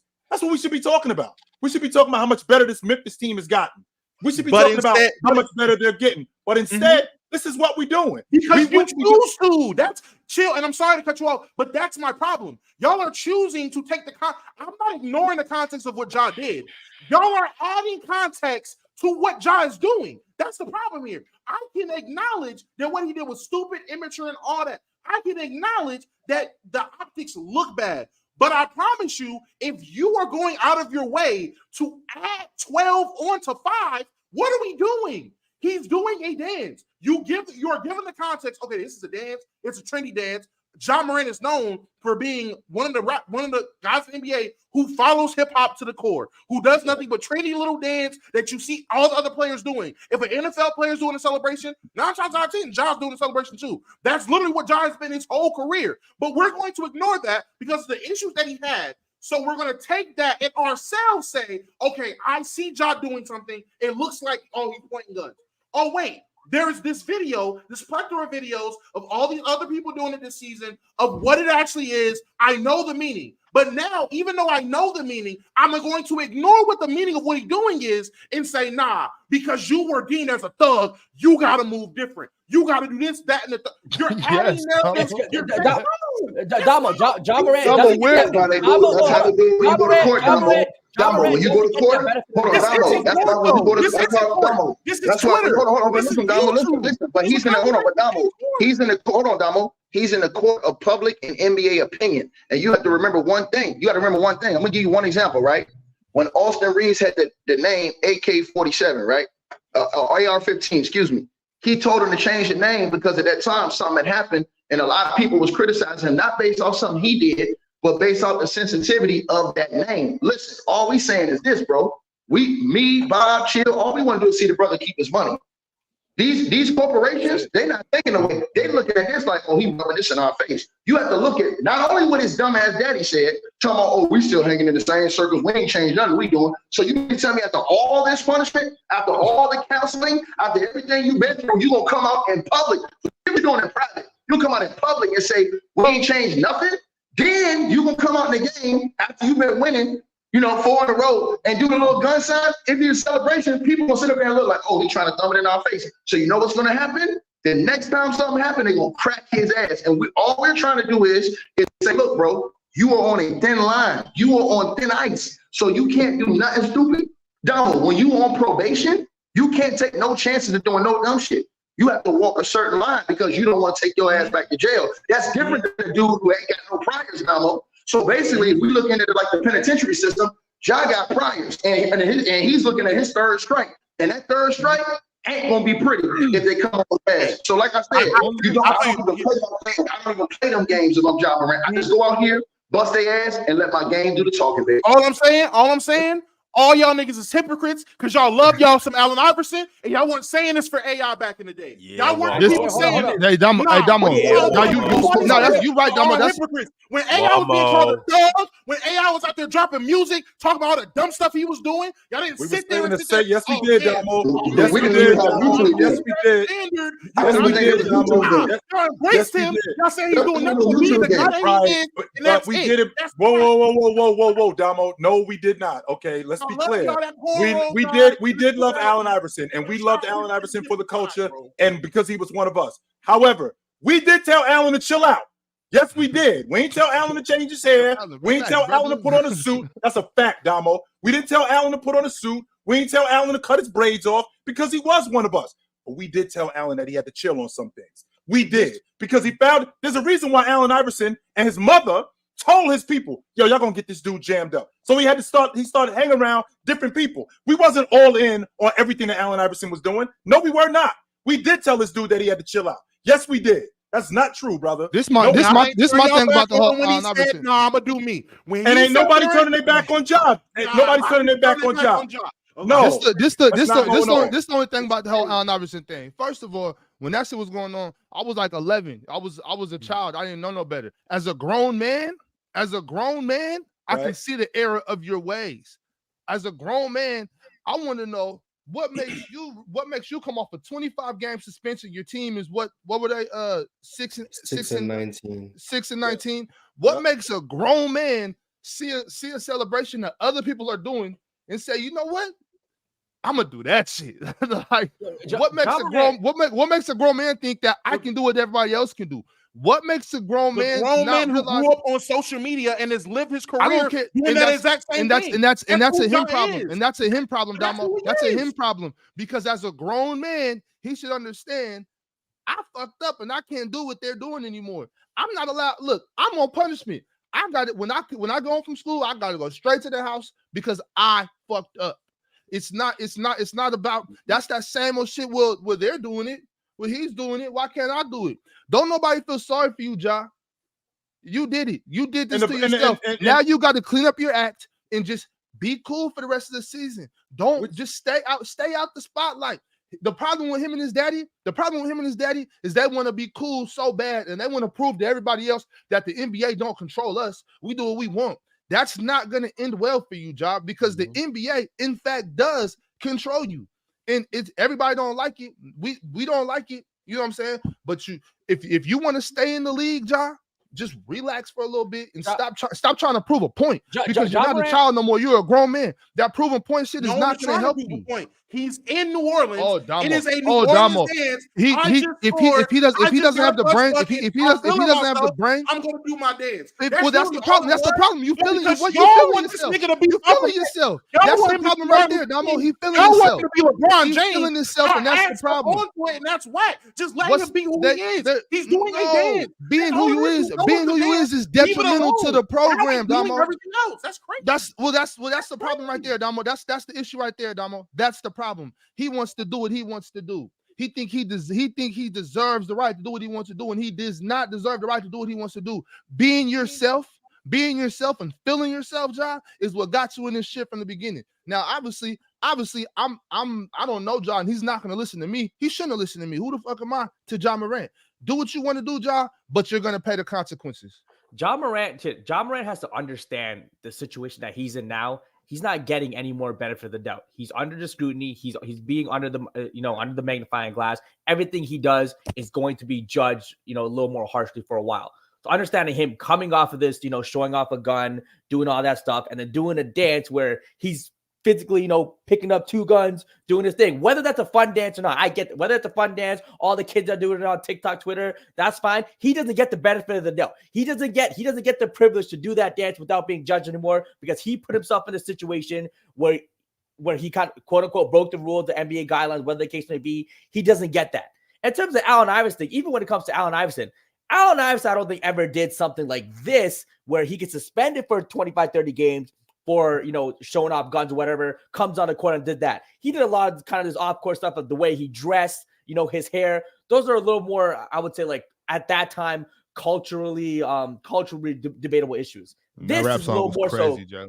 That rap song's fine, but again, the whole hip hop intertwined in that culture. I think that's a very different discussion versus what Ja Morant did in his particular situation here. But yeah, Ja Morant, just keep playing well. Stop with the extra stuff, at least for a while. Maybe you can do that dance next year. Maybe you can do that dance in 2 years and get away with it. But as of right now, coming off of suspension, you don't have the privilege to do any of this extra stuff that's even remotely correlated or can be related to some of the stuff he's gotten in trouble for. If he did this game one, the first game he came back and he did this, I'm not gonna lie, everybody, I would be on your side, and I would understand he is trying to just push the needle and cross the line and do whatever he can do. We did this game one. This is the fourth game. All the context and everything you have is aligned to one thing. My only issue is when you take that away and strip it and add other stuff that has nothing to do with what we got right now to change what he's doing. That is the only thing I have a problem with. If no one can understand that or see that, we can agree to disagree. That is my only issue here. I understand the optics because when I first seen it, I was like, oh, he's willing to give arenas. He's wild. Then I learned. I wasn't hip to it. I did some scrolling. I hit some people up. I seen what it was. I asked some more people that I knew in New Orleans about it. I looked into it.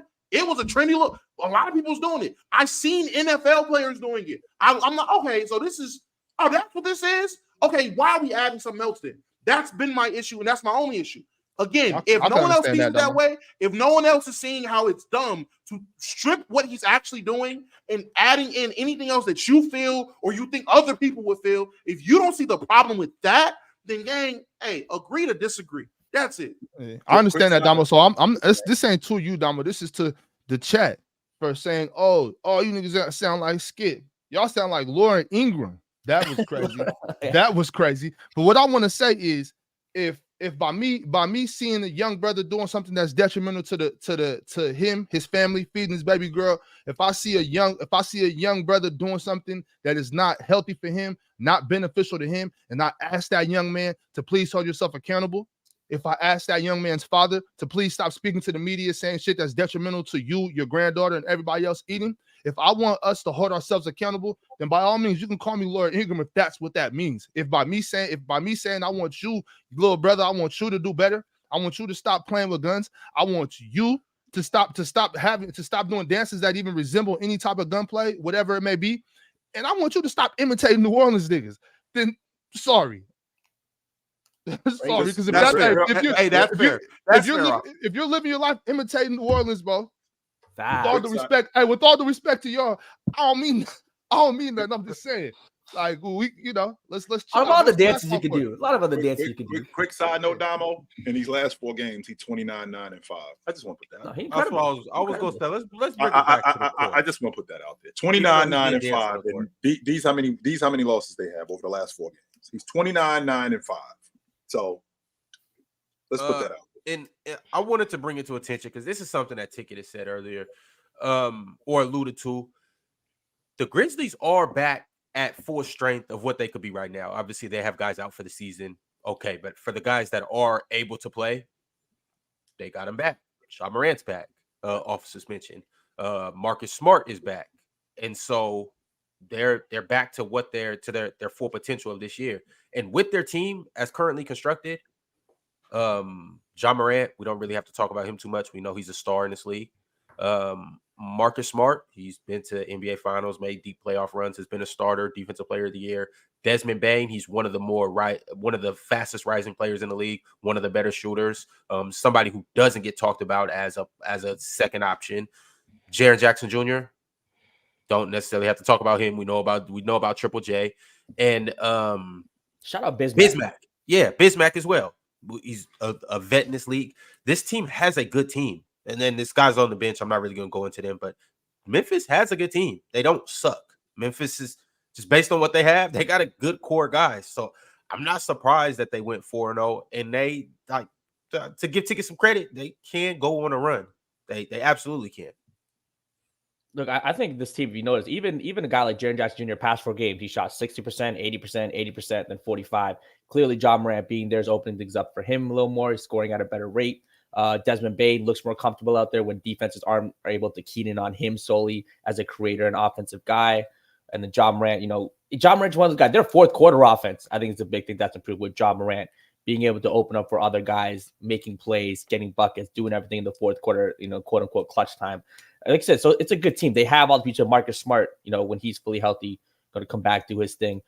When this team is fully healthy, I think they definitely can be. I didn't think they could make the playoffs. Now, if they make the play-in, this is not a team anybody wants to play in the play-in. This is not a team you want to play. Because, again, Ja Morant's a guy, he can win you a game against any player in the league.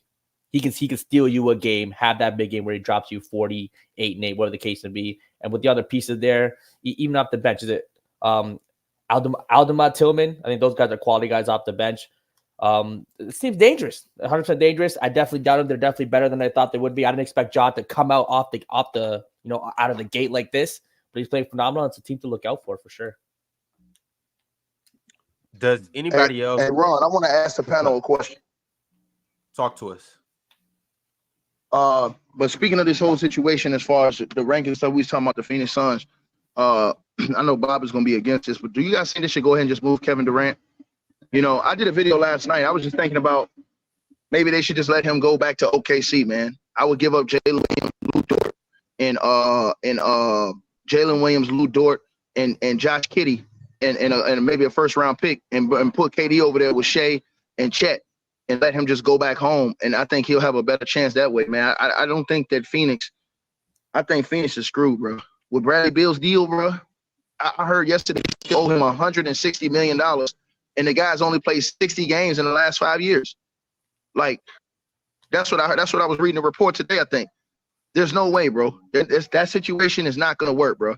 If they do that, Tiki, you're gonna talk about Kevin Durant like a dog. No. I am. Yes, hold on, Bob. I am. Hey, Bob. Hey, and I'm gonna be there with you. I'm gonna be there Bob, with you. Only a dummy. Hold on. Only a dummy will leave a situation where you could have won 4 or 5 rings to go to other situations where you're just going to blow the team up and everything blew up in your face. He left a situation where everything was laid out for him. They would have been contenders all these years and winning chips. So KD definitely would have had 3 chips because they would have still won a chip Curry on 1 without him. He'd have probably had another one, which would have been 4 chips. And guess what? They still would have been in contention today to win more chips. They could have built a dynasty like the Showtime Lakers had. They could have built a dynasty. I mean, a real dynasty. You know what I'm saying? And I'm talking about reign supreme for years and years to come. If he would have stayed in Golden State, that move to leave was just a horrible move. And now they're with the Suns, bro. If you look at the Suns, they really can't make no moves because if you make moves, that means you're either going to trade Devin Booker or KD because those are the 2 guys that got the most value. Nobody else over there really has value to get you back assets that you're going to really want to try to help you win, bro. I think when they traded all that talent over to Brooklyn, I think they torpedoed the squad. The Suns have a 2-year window though. Like even if they don't win it this year, they still got next year. It depends on the back of Bradley Beal. I don't see a 2-year window. Y'all some quitters, man. Y'all give up too easy. Looking at this team, Bob. I'm just being honest with you. Me looking at this team, they don't have no 2-year window, bro. I'm looking at this team and I see something different. I know we got different eyes, but I'm like, why y'all give up so easy? No, I mean, look, Bob, I know what you're trying to envision, bro. What's the window on this team, but Big Ox? This Phoenix team. This season, next season. We talked about that on Chill with Chill. I believe we talked about it. I believe they only have this year and next year. And so after next year, but if you have KD getting a year older, Bradley Beal ain't gonna get no healthier. He's gonna be a year older. He's gonna be more hurt. Healthier? Because he's been getting hurt every year. Look at his history. But why? Ron, you're a scumbag, dog. You're a scumbag. Are you putting that shit on the screen? You're a scumbag, bro. Hold on, right quick. When I end it, don't get mad at me when I end it because you do this immature stuff. I know what you're doing, right? Damo, is that related to Tiki? Ron, grow up. I know what you're doing, dog. Hey, Ron, I know what you're doing. You can't play that game with me, dog. It's not related to you. In real life, though. Like I said, and I'm gonna say it again. Hey, before I was being interrupted, this team don't have no 2-year window. This is it. To me, you got to go ahead and because if you look at it, before KD came over there, they went to the NBA Finals, and this team was in the conference finals, if I'm not mistaken. or they were in the second, whatever. Yeah, they were in the semifinals against Luka. Other than that, they have not done that ever since. The only thing they did was play the Nuggets and got beat. And now this year they regressed from that. Let me ask you something. Let me ask you something, though, Ticket, real quick. Just so let's not just burn the whole house down yet, right? Let's say for the sake of this argument, that they do have a 2-year window, right? We'll just call it a 1-year window, right? Let's say they just got this 1-year window. What if they were to make a move before the trade deadline, just acquiring a more veteran, a better lead guard? Do you think that helps them at all? Like, but how are you? Hold on. But how are you? Hold on. I don't think they need. How are you doing that? They don't have the assets. They got plenty of people on that bench. What I'm saying to you, just to appease you and Ticket, I want to know, does a lead guard that moves Devin Booker back to his natural 2-guard position, does that help them at all? No, because they don't play no defense. No, because they still don't have no interior defense. That interior is weak. They getting dunked on every single game. So the answer is to trade Kevin Durant. They need 2 things. I mean, listen, the reason why I say Kevin Durant is because for him or Booker, you're going to get the most back.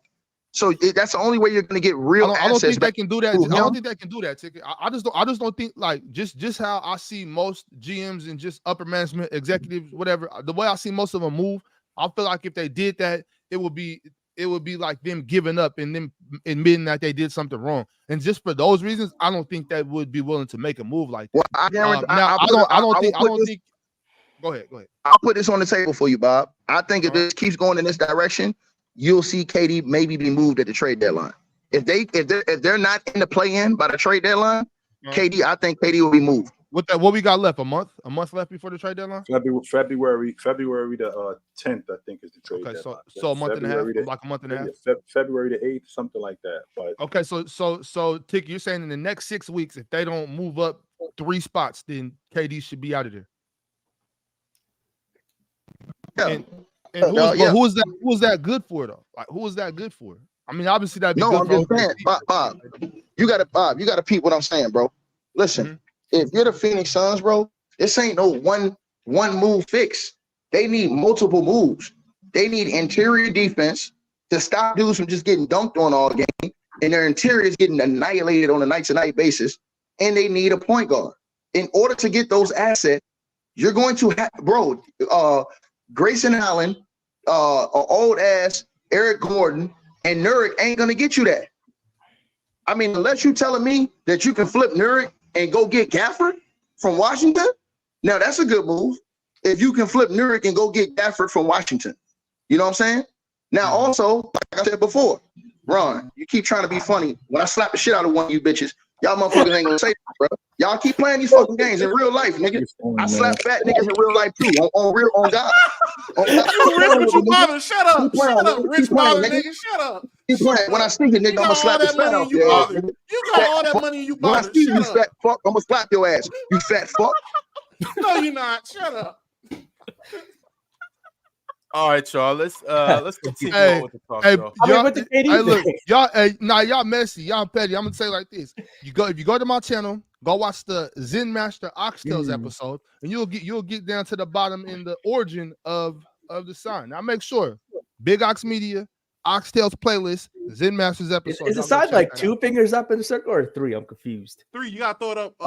3. Okay. That's how you throw it up, man. That's how you throw it up right there. That's how Ja Morant got in trouble, man. Right. I do want to say with the KD thing, though. I mean, I'm trading him. I wonder what value you could get for KD considering his age, and I guess quote unquote injury problems the last few years. I'm not sure if they'll be able to get too much for him, but I do think if he went to OKC, I mean, they would be the favorite in the league. I think you put a team with Durant, SGA, Chet, phenomenal. Shoot, even the Lakers. You want D'Lo? You want Rui? You want a pick? Come on over, KD. Ain't matter. I'm just saying, if they want to move KD for some pieces, just throw him out there. I mean, I just don't think they'll trade him though, because I don't think they'll get enough for him. Maybe OKC would give up a couple of those young guys. I just don't know how much they'd give up for him. But no, look, the Phoenix, the Suns are in trouble though. Like the whole Bradley Beal thing, like I said, they said in the chat, he is giving a little bit of those Tracy McGrady breakdown, like it was over with vibes. Like, you know, like it really could be over for him with his injury situation. Hopefully he's not, if he comes back fully healthy, we might be having a different conversation in 30 games or whatever the case may be. If he comes back and he can be the Bradley Beal giving you 25 a night, it could be a whole different conversation. But as of right now, They definitely need to figure some things out, get help. And I wonder, look, if they're like in the last position in the play-in without the playoffs and it's the trade deadline, it's definitely a conversation to have. Do you trade a Kevin Durant? But Chilltown, what if Phoenix were to like take Eric Gordon and one of the bigs, Nurkic or Eubanks or something, and send them to Chicago, not Chicago, I'm sorry, New York for Mitchell Robinson or something? Is that well, Mitchell Robinson? Mitchell Robinson's out for the season, so that's what happened to Mitchell? What I missed? He got an ankle issue, so he's out for the season. We ain't talk about that. Yeah, he's done for the season. So. I don't know. I want to say over a week ago. Yeah, so he's out for the season. Oh shit! My bad, Mars. I've been high. Yeah, so me too. I on life. Yeah, so Mitchell Robinson is off the table. But with that being said, if KD were to get traded by the trade deadline, how much of a disaster is this thing? Since we're on the subject, how much of a disaster? Terrible. How much of a disaster is this thing, considering everything that you gave up to get him? Considering everything that you gave up to get him. Depends on what you get back, Chilltown. What? Okay, so the Oklahoma City trade, for example, like Ticket brought up Oklahoma City.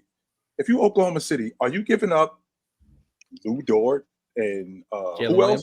Jalen Williams. What the tall one or the short one? No, the starter. The starter. Yeah. Are you giving up Lou Dort and Jalen Williams for Kevin Durant? I'm not doing that. Hell no. Or a 2-3 year window. I mean, that window's wide open. I don't know, Chilltown. I'm not doing that. If you got Shea and KD, Chilltown, that's win now. That's win now type vibes. Like, and I'm that glad puts you brought OKC over the top. And I'm glad you brought that up. That it's win now vibes. You know where else it was win now vibes at? In Phoenix. How'd that go? You know where else it was win now vibes? In Brooklyn. How'd that go? Brooklyn. Okay. I'm not. I don't think they should do it, Chill. I don't think they should trade KD. I don't think they should trade KD. No way. But what I'm saying is, if now let's say that they could trade KD for J-Dub and Josh Giddey. I think both teams get better. No, I'm not interested in that. I think both teams get better. I think Giddey bringing the ball up for Devin Booker. Do I say J-Dub or Lou Dort? It gotta be J-Dub. Gotta be J-Dub. Oh yeah, I think both teams get better. You know what I'm saying? And then Bradley Beal's gonna get healthy. I think. Is he? Yes, of course. I think so. If Bradley Beal comes back, that's the big thing. If he can come back being Bradley Beal, it's a whole different conversation. And Jalen, that's why I'm like, don't trade KD. Don't trade KD. Just hold on. Y'all got a 2-year window. I would go as far to say that we're gonna sit Bradley Beal down for the rest of the season, no matter what. Brad, you're done. We're gonna hang you up. We're gonna get you whatever the type of treatment you need to be able to be healthy, and we're gonna do our best to win this year. And if it don't happen, next year's our year. That's hey, I'm just gonna sink. I'm going down with the ship. I'm thinking about if you move off of KD. If I'm Oklahoma City, I'm not even entertaining this because they built something in Oklahoma City. I watched the Minnesota game last night, and they look like a damn good team. And if you get off of Kevin, if you get off of Kevin Durant, I mean, if you get off of Jalen Williams, who's a big part of what they're doing, if you get off of him and Lou Dort, who's also a big part of what they're doing, if you get off of both of them for Kevin Durant, and we already seen what happened in Phoenix, it was win now mode. Bradley Beal got hurt. Not only did Bradley Beal get hurt, you moved off of DeAndre Ayton. Chris Paul is gone. So you did all of those things. In Phoenix, now you don't have a lead guard, and this thing has become a disaster. You rewind back to Brooklyn. You move off of you actually trade. It was a sign and trade, and you move off of D'Angelo Russell. He goes out to Golden State. You get Kyrie Irving in there, and then you trade for James Harden, and both of those guys break down. So with all of that being said, where this guy goes in win now mode, it becomes a disaster. So there's no reason for me to risk gutting a huge part of my starting lineup in order to get Kevin Durant in Oklahoma City in order for them to win right now. This is KD's logic. KD wanted to be in Phoenix. He specifically asked to go there. Specifically. And the reason why it worked in Phoenix is because they traded, because the trade worked for Brooklyn also. It didn't just work for Phoenix. It didn't just work for Phoenix. It worked for Brooklyn also. So that's why he ended up there. With that being said, if I'm Oklahoma City, I don't want nothing to do with KD. All right, y'all. It was a bunch more games last night. I want to kind of talk about. I want to start doing a better job of talking about more games and talk about what happened in these games. So I'm gonna go down the whole list of games. We're gonna talk about who won, high scores, all of that good stuff. What you guys seen and what your takeaways were. Before we do that, I do want to say that it's 2 QR codes at the bottom of the corner. Scan those. Go check out our merch site. Go support the brand, support the show, support all these guys. Like, comment, and subscribe if you haven't. Shout out to everybody in the chat. Y'all going crazy today. Also, too, if something offends the panelists up here, and I don't care if it's a super chat or not, I'm not gonna put it on the screen. So from here on out, the signs that you guys are throwing up, I won't put those on the screen because that's crazy. You guys know it doesn't like ticket. I'm publicly apologizing. My bad. Once again, I didn't know that had anything to do with you. I thought that was between Damo and Zen, but ticket, if it offends you, whatever they got going on, if that offends you, I'm gonna stop putting it on the screen. So that's that, chat. So if you do send through a super chat with those, I'm not putting it on the screen. So you just know that from here on out. But moving along, though, Damo, you good? Moving along, the first game that I want to talk about is the Orlando Magic and the Washington Wizards. Jordan Poole had a good game in a losing effort. He finally came through with a 30-piece. How are we feeling about this game? Franz Wagner almost had a triple-double, 28, 9, and 8. Did anybody peep this game? Franz Wagner, the best player in the organization. I was definitely not watching the Orlando game. I watched 0 seconds of that game, unfortunately. Didn't even get to watch the Jonathan Isaac minutes. I did not watch that Washington game. I'd be lying if I said I did. I did not. I tuned in for a little bit of it. I took the less on. No, actually, my girl put a sheet in on Underdog. She put the less in on Kuz for no reason. She was just like, "Nah, give Kuz the less on PRA." So we watched a little bit of the game. Big France, man. France was doing work. Paulo, of course. I still think Paulo's the best player on that organization, but France is. I think it might be a 1A 1B thing, Ox. That's a good problem to have. I worried about that Orlando defense. Hey, France clears. Oh, and who else was balling last night? Anthony Black. Finally, hey, Anthony, Dama, you muted. You muted, Dama. Oh, damn, I was muted. I think that was a career high game for him. The 23? Yeah, it was. He had a career high in the first or in the second quarter. He had his career high. Hey, who was Jonathan Isaac can't even play, so it's a good thing I ain't watched the game. Hey, last night in the group chat, they was saying, who was they saying that should get traded to Orlando? Damn, it was one guy. I can't remember who it was. To Orlando. Yeah. They were talking about him. Oh man, I remember in the DeJounte Murray. I know DeJounte was talking about being traded. So was they saying? I thought it was going to the Lakers. Steph it wasn't. I'll remember in a second. Yeah, no, Steph. That's the move right there, Morris. I brought that up a couple last week. I think Steph needs to be headed to Florida, but I'm tired of getting harassed for saying that, so I'm gonna stop saying it. I'll figure all it right, out. y'all. Moving along. Yeah, we don't really got to talk about the Brooklyn Nets and the Pistons, but shout out to K for balling last night. Still have 41-9.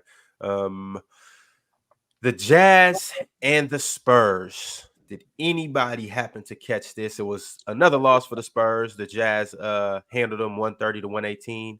Lauri Markkanen had 31 and 12. Jordan Clarkson 24 off the bench. Colin Sexton 20. I didn't. I'd be lying. They're looking to move Jordan Clarkson. I don't understand why Walker Kessler should be starting. I don't know why he's coming off the bench. I think when he starts, their defense just takes a huge jump. Why he comes off the bench? I think to start Kelly Olynyk. I think Kelly Olynyk's a better bench guy. So that's just a little weird on their kind of starting lineup part. Get Lowry to OKC, man. I'm pushing that trade so it can't happen. Lowry goes to OKC. I got OKC going to the conference finals. Who you coming off of, Moss? Please don't say that anymore, Mark. Number 3. I'm getting off number 3. Probably Usman Jang. As many picks as they want. 5 picks, 6 picks, 7 picks, whatever you want. They got 100. Anything to not give up J-Dub, Ludor, Case, and Wallace. As many picks as they want to not have to give up those guys. Utah, the only place that wouldn't even care about the Giddey situation. Facts. That's what I'm saying. He's You perfect. spitting, you spitting. Exactly. He's a perfect. They give him a statue too. I'd like to think what Malone did is a little bit different than what Josh did. Yeah, it's worse, and he got a statue. So here we go. Yeah. Even with all of that being said, Mars, if worse came to worse, I wouldn't be mad at giving up J-Dub. I would be mad, but if they just, I would do it if I had for Laurie marketing. Yeah, for Laurie marketing, I would do it if I have to. But I'm offering up number 3, Usman Jang, maybe the other Jalen Williams, and as many picks as possible. I'm trying to keep Isaiah Joe. I'm trying to keep Casey Wallace. I'm trying to keep Ludo. I'm trying to keep J-Dub. But I have no problem giving. When you have that many, low ball in Mars, just J-Dub. Yeah, I mean, you got to start low. You got to start low. But when you have that many picks, you got 27 picks. You know you're not going to be able to draft that many people. Give up the picks. Like, you can't draft 27 people. The roster max. What are you stockpiling them for? You stockpiling them for a reason. For a trade. Exactly. Lowry's on a very team-friendly deal. He's making like 18 mil. I'm doing that trade. Would they trade Lowry though? Why wouldn't they? I mean, unless they're for the right price. Unless they're in a situation where they're like, okay, either we need the playoff, either we're a playoff team / competing, or it's bust. That's the only time I would see them trading. If they're like, okay, we're going to build and I don't know, try to get.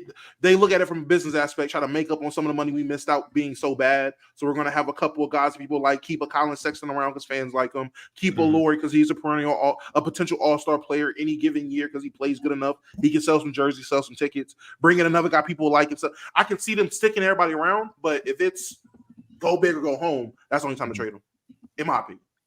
They got to do something though. Yeah, I mean, yeah. So he's 26. They're star guys. So I guess they do have to figure out: do they want to try to contend in the next 3 or 4 years, or are they going to rebuild? If it's a rebuild, you trade him. If they want to contend, you probably want to keep him and try to build around him. No, you trade him. To OKC. Hey, it's good for OKC. Speaking of this game, was anybody aware that Keldon Johnson came off the bench last night? I don't know how long he's been coming off the bench, but I do see he came off the bench last night. He did have a good game, though. Well, he had the best game out of them. He came off the bench, had 26 points, shot fairly well. It's amazing how I said he should have been coming off the bench at the start of the season. Greg Popovich listening. It's about damn time. I didn't watch the game. Well, Mars, you know, Greg Pop watches Players' Choice. Exactly, man. Greg Popovich, man, hire me, man. I'm taking my advice and stuff. 28 games into the season. Good work. It took him long enough. Yeah, exactly. But good work, man. Yeah. Get Keldon Johnson off the bench.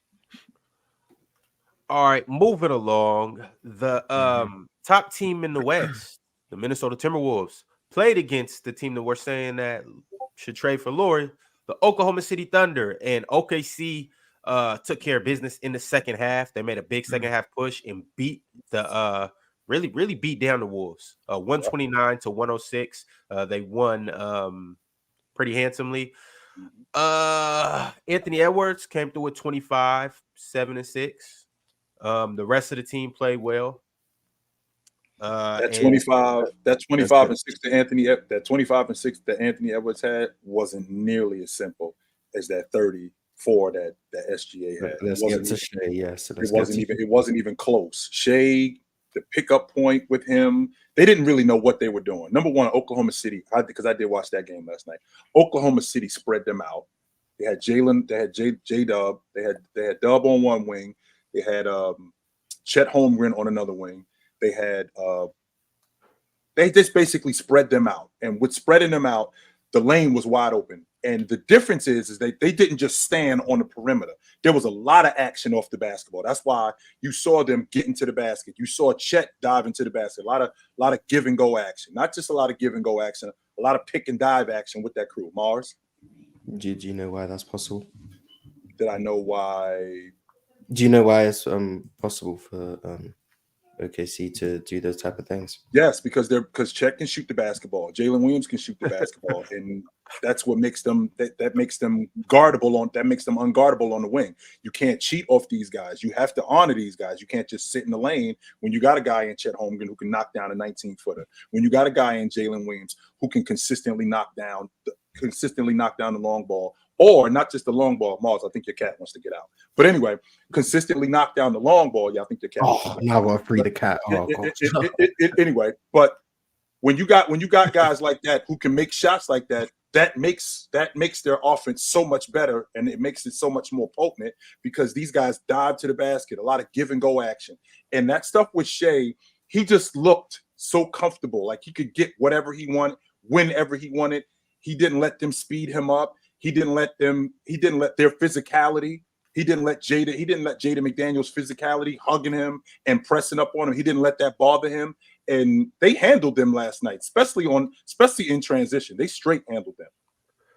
Chilltown, I think what Mars is getting at is something a little different. We'll see when he gets back. Was it because Josh Giddey was off the floor? Is that the logic? Because Josh Giddey was off the floor? Yeah, I knew it. That only effective when Josh Giddey not out there, man. Because Josh Giddey was on the floor. Josh Giddey was on the floor when he was running pick and go, when he was running give and go action with Chet. He was on the floor when he was running give and go and pick and dive action. It don't work when Shea has. That's the point. It doesn't work when Shea has the ball. That's why you need to get rid of number 3 because he doesn't fit with Shea. Josh, he needs the ball, and Shea needs the ball, and you're not giving him the ball over Shea. So you got 2 guys who need the basketball. That's fair. So pack him up and then get Larry Markkinen. That's what you need to do. That's fair. Shout out to him. He's gonna be a good trade piece. He gonna hoop in Utah for sure. He gonna hoop in Utah.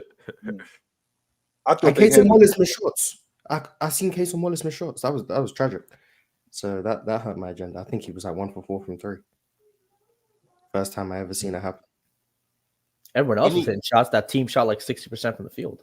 Yeah, but Casey Wallace missed shots. I'd never seen him miss a shot until that point. I still think that Minnesota, and I know this is ridiculous to you guys, but I still think that Minnesota is using Rudy Gobert like they did in Utah. He's open a lot around the rim, and they do not get him the basketball. I'm talking about a guy who shoots almost 60% around the rim, and they don't get him the basketball. And I would think that Mike Conley, who played with him as long as he did, would get him the basketball when he's diving to the rim. I saw plenty of times when he had Jalen Williams behind him buried underneath the basket. I saw times when he had Josh Giddey buried underneath the basket on switches, and they would not get him the ball. And him and Cat, they play well together. Cat gets him the basketball. He makes life a lot less difficult for Cat. That does work. But I feel like they would be so much more effective. And I'm saying the same thing that was going on in Utah. They would be so much more effective if they used him more in the offense around the rim. Chilltown, there's a reason why he is so open at the paint. And there's a reason why the point guard that played with him before, when you've seen this issue on another team, is continuing to go down that path. Reason for both of those. And you know the answer. Because it's Rudy Gobert. Come on, man. They know he's very limited at the rim. He's a phenomenal lob threat, and that's really all they see him being good for is to catch the lob. They don't expect him to do nothing with the ball when they give it to him in the post, no matter who's on him. That he has shown to, at least in the past, he's shown to be a liability. And even if he has upgraded those skills or hit the lab and has a bag now, like you see when he's playing on the French team, no one trusts him that's around him enough to see that he does that. They're in practice with him. They see what he's working on. They see what he's drilling. They see what he's doing. They can see his bag on a daily basis. They don't trust it. Ah, man. He shot a 3 again. I think that's probably why they didn't give him the ball. I think that was. I've seen him take a few since he's been in Minnesota. I haven't seen him make one, but I've seen him take a few. Good work, Rudy. I mean, we do have a guy that's, like I said, he's shooting over 60% around the rim. So, man, wow, close to 70% around the rim. I understand that, he's going to fumble the ball. I do understand that. But more times than not, he's going to score around the rim. So, I understand your logic, Damo. I feel like with the big man being as efficient as he is, we should go to him more. I ain't saying run the offense through him. I just feel like that offense would be so much better with Cat, with Anthony Edwards, if y'all went to him more. Just open up the O a lot more. Like 2 shots, 3 shots. That's like he's getting 4 or 5 shots a game. He definitely needs to get more looks. OG, I'm telling you, I don't think he should get more looks because a lot of his looks are off of lobs. There was a point in time, and this is probably around the time he got traded in Utah. This is either the season before that, around that time where he got traded, or immediately afterwards. Rudy Gobert was getting a volume of lobs greater than DeAndre Jordan and Brandon. I was also Brandon. This and was Blake last year. Griffin, This was last year. I remember that. he was getting like them combined. He was still getting a more volume of lobs at the rim and was finishing. I understand that's the numbers look good. I understand statistically he seems efficient at the rim. The context behind it is he is genuinely catching lobs at the rim. That's what those are. And there's only so many lobs you're gonna throw to Rudy. It really is. You can't just keep throwing lobs to Rudy. It's right. not gonna keep working. But when that's all he is, it looks easy on paper to be like, all right, he is 70% at the rim on 8 to 10 shots a game, which I think that might be even stretch, but 8 to 10 shots a game. But when you look, all 7 of the makes, all of his makes are lobs. It's hard for me to be like, all right, you got to give him a look and let him try to go over his left shoulder. Like, I don't know about that. Like, I'm not saying that we got to run anything for him. No, I'm not saying that. But a lot of times when he dives to the basket and he's got a smaller guy on him, Ox is a 2+2 guy. And a lot of times I feel like a lot of this stuff is simple, where he'll pick and he'll dive right to the rim and he's right in front of the rim and there's a smaller guy on him. It's not difficult to catch and put the ball in the hole, which he's done that. Where it gets tricky is when guys are going downhill and drawing defenses and he's in traffic. That's when he starts to fumble the basketball. But stuff like diving to the rim, I see him a lot of times diving to the rim and he's open and he can get putbacks. I just feel like that just will open up the offense a lot more for them if they did that. All right, y'all. Coast to coast. Hasn't worked one time. I've seen him try and do it. But go ahead, Ron. You've seen what coast to coast, Mars? I'm sorry. Rudy try and go coast to coast. Grab a rebound and try to go coast to coast. I've seen him do it maybe 4 times. I think he's turned the ball over 3 times. Hey, Mars, I don't even entertain Rudy getting the ball off the glass and going with it. I'm not. That conversation is going in one hand out the other. I ain't even trying. Hey, but look. I'm sticking to him being at the rim, diving to the rim where he's the most effective. That's what I'm sticking to. That's crazy that he would do it, and we hate to see it. But you gotta imagine, think about being Rudy and knowing like retiring, and I never once got the ball off the rim and went coast to coast. Like I gotta try it. I gotta see about. I feel like he does it for France. I feel like he does it for France quite a bit when he plays. But in the league though, like I gotta do it. I gotta get one off the glass and dribble 94 feet. And go dunk something like he's been doing it. He's been doing it for France so long. France cooked up a big man that's bigger than him that can do it better. That's how disappointing France was. France was so sick of it. I was like, let me show you who you're trying to be. People actually won't believe that, Damo. Don't say that, bro. Yeah, they might play together internationally. They might play together internationally. Rudy Gobert is a national treasure, and he should be. No, he is a national, and he should be. He's a national gem that thinks he's treasure. Bro. That's what he is. He's a national jewel that thinks he's like gold. Like, nah, you're just a ruby. Like you're a ruby compared to gold. One man's trash is another man's treasure. I'm waiting. I'm waiting for the conversation when he wins Defensive Player of the Year. Is he a better defensive player than Tim Duncan? That's not a conversation. Oh, and I think he's gonna win it this year. I do too, Mars. I do too, Mars. 4th or 5th. I do. 4. I hope he does win it. I do too. I got big love for Rudy Gobert. I hope he does win it. Yo, and by the way, too, just with that being said, Rudy is a good defensive center, but Rudy be getting his ass cooked. I watched Chet. He's guarding the best. Chet was cooking him last night. Wemby be cooking him. He gave Chet work the last time they played, though. So. Shut the door on This him. is a bad game. I thought this was a bad game. 16. Yeah. I think he had 16 the last time that he saw Rudy, and it looked like some of the hardest 16 points he's ever had in his life. He shot like 6 for 20 that first game. Something crazy like that. It was something crazy like that. The reason why I'm thinking, the reason why I'm asking, like, if Rudy wins the Defensive Player of the Year, this conversation about Tim Duncan is because the accolade logic is going to get even more crazy. It's going to get crazier if he ends up winning it. Because we don't put Dikembe, like Dikembe Mutombo or Ben Wallace over Tim Duncan, right? So I guess he might fall in that category. Some do. I've heard Ben Wallace over I've heard Ben Wallace. I've heard Ben Wallace over Tim Duncan. I've heard Ben Wallace over Dwight Howard. I've heard Ben Wallace over Jabbar. Right? Yes, defensively. I'm taking Ben over Dwight Howard for sure. I've heard Ben Wallace over Dwight Howard. I've heard Ben Wallace over Jabbar. So I've heard crazy Ben Wallace logic. Yes, I have. Absolutely. But those logics aren't crazy. Ben Wallace is not a better defensive player than Jabbar. No, he wasn't. Not saying no, he was not. I'm not saying he is, but the argument's not insane. I digress. I want to I want to get back to what we were talking about with Rudy and how important he is to that unit and the fact that they go defensively as he goes. I was surprised yesterday, Mars, watching that game, how Shea just got whatever he wanted against Jaden McDaniels. And Jaden McDaniels did everything. He would hug him. He would back off.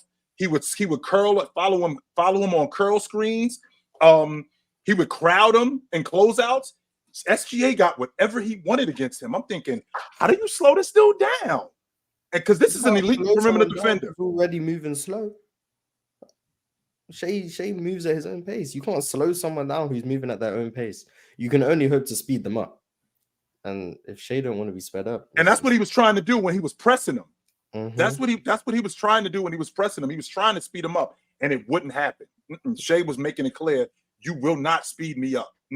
And when he got the ball off the glass, the pickup point, his cousin is picking him up at the 3-point line on the other end. I'm like, yo, you got to stop him way before that.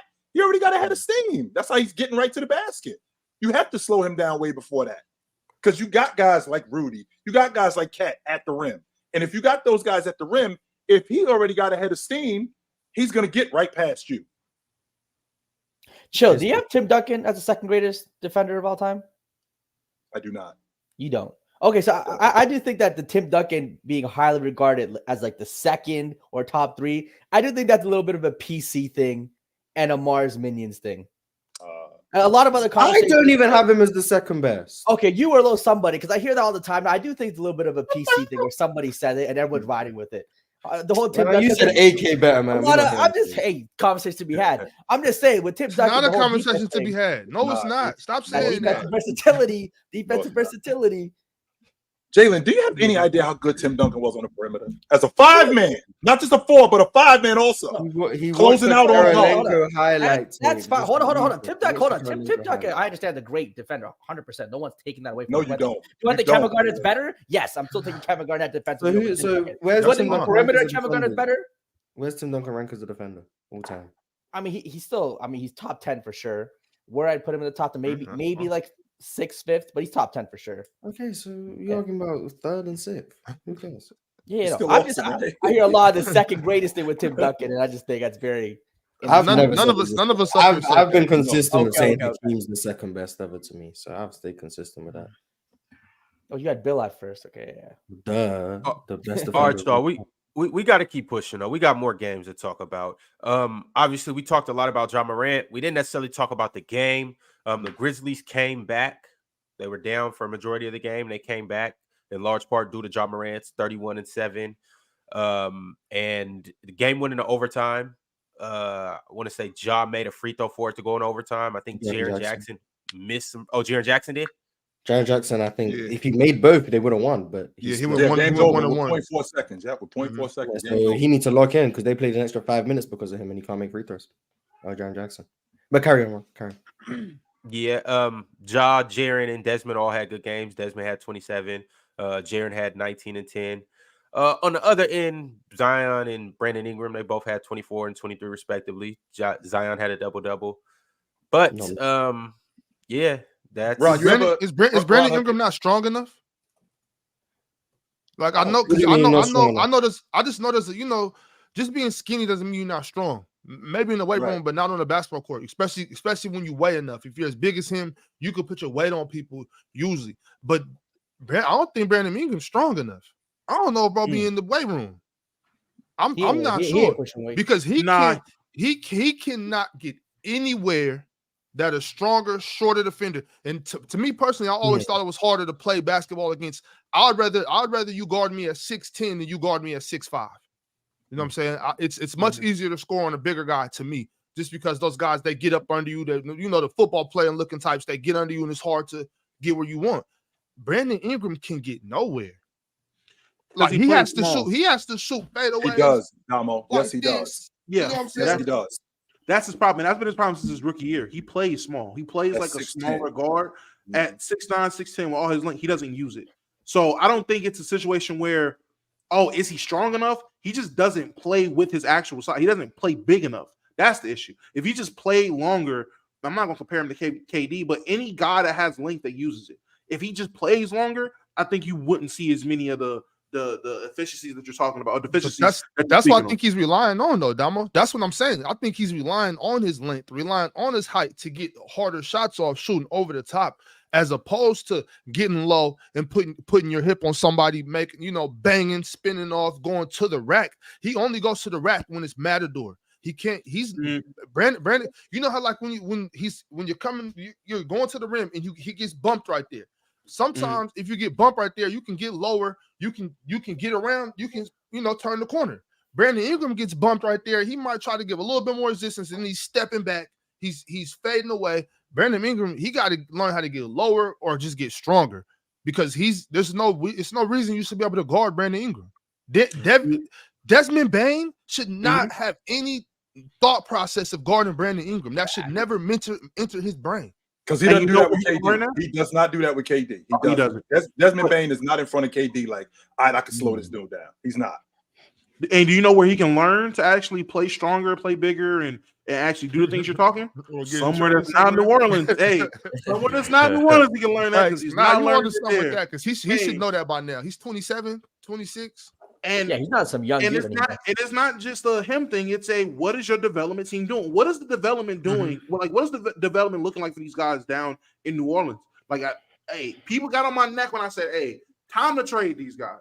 Trade, whether it's blow it up, retool, whatever words you want to use, throw on it. It's time to do something. Trade one of them, trade both of them. But there's no reason to have Zion and Brandon Ingram at this point. You better get them while the value is good, because I think Ingram might be in a situation where in a couple years his value can still be as good as it is now or better. I don't think Zion's value gets any better the longer he stays in New Orleans. I think it continues to get worse.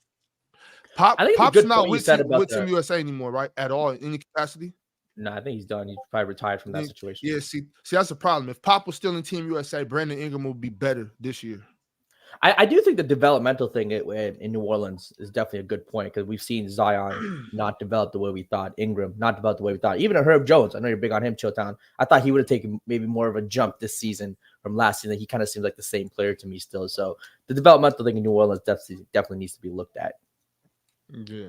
Go ahead, Chilltown. Go ahead, Ron. Go ahead, Ox. I apologize. No, shit. I've been talking. Go ahead, get it off, Chill. I'm listening. Ron, you ever see that chick that looked fly on the surface, and then after a while you hanging around her, you like, you really ain't all that, yo. You look dope when I first met you, but the longer you hang around her, you start hearing her talk and you see her gear, you're like, you ain't really all that. That's how I'm starting to feel. You got a dirty house, Chilltown? Well, that's every Friday night, man. It's just her. It's not everything else around it. It's just her. Yeah. Like when you first seen her, you was don't like, make her bed in the morning, Chill. And then the next time you see her, you're like, oh, well, maybe not.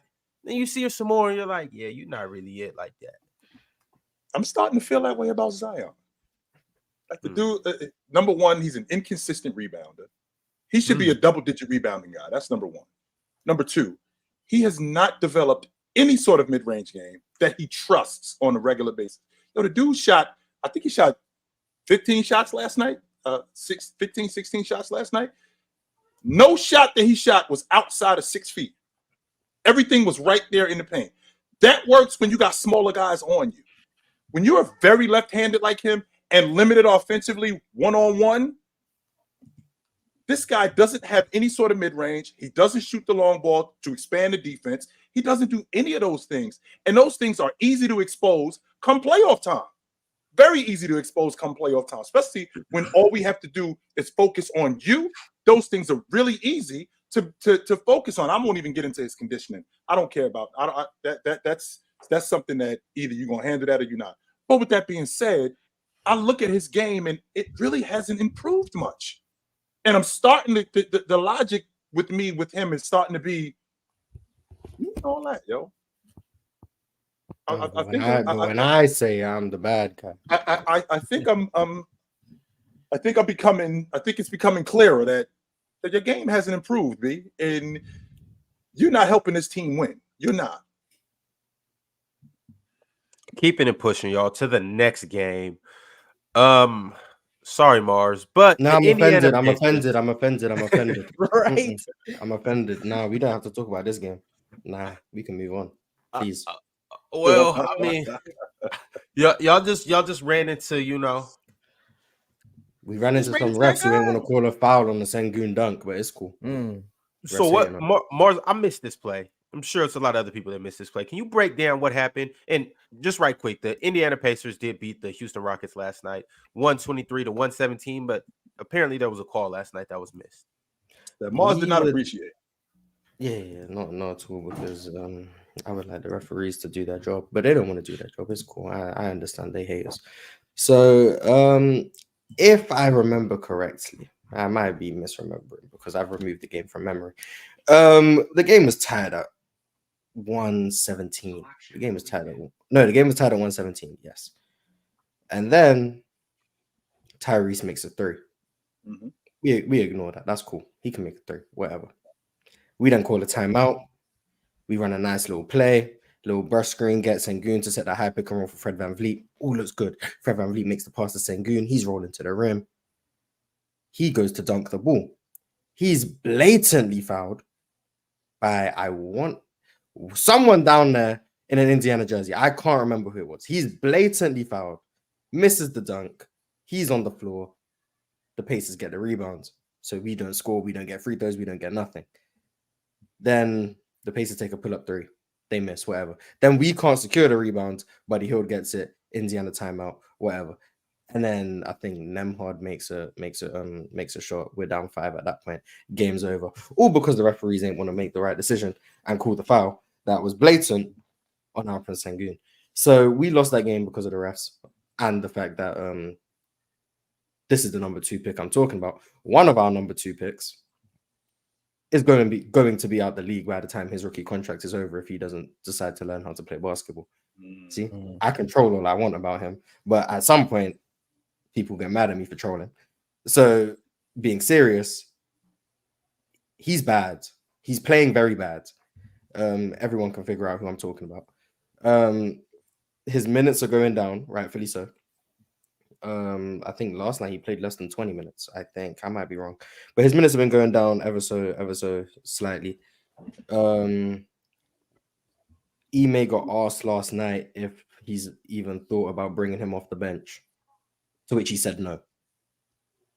Now I don't know if that's him trying to instill confidence in him, or if he just doesn't want to bring that out to the public that he's having these conversations behind closed doors. I don't know.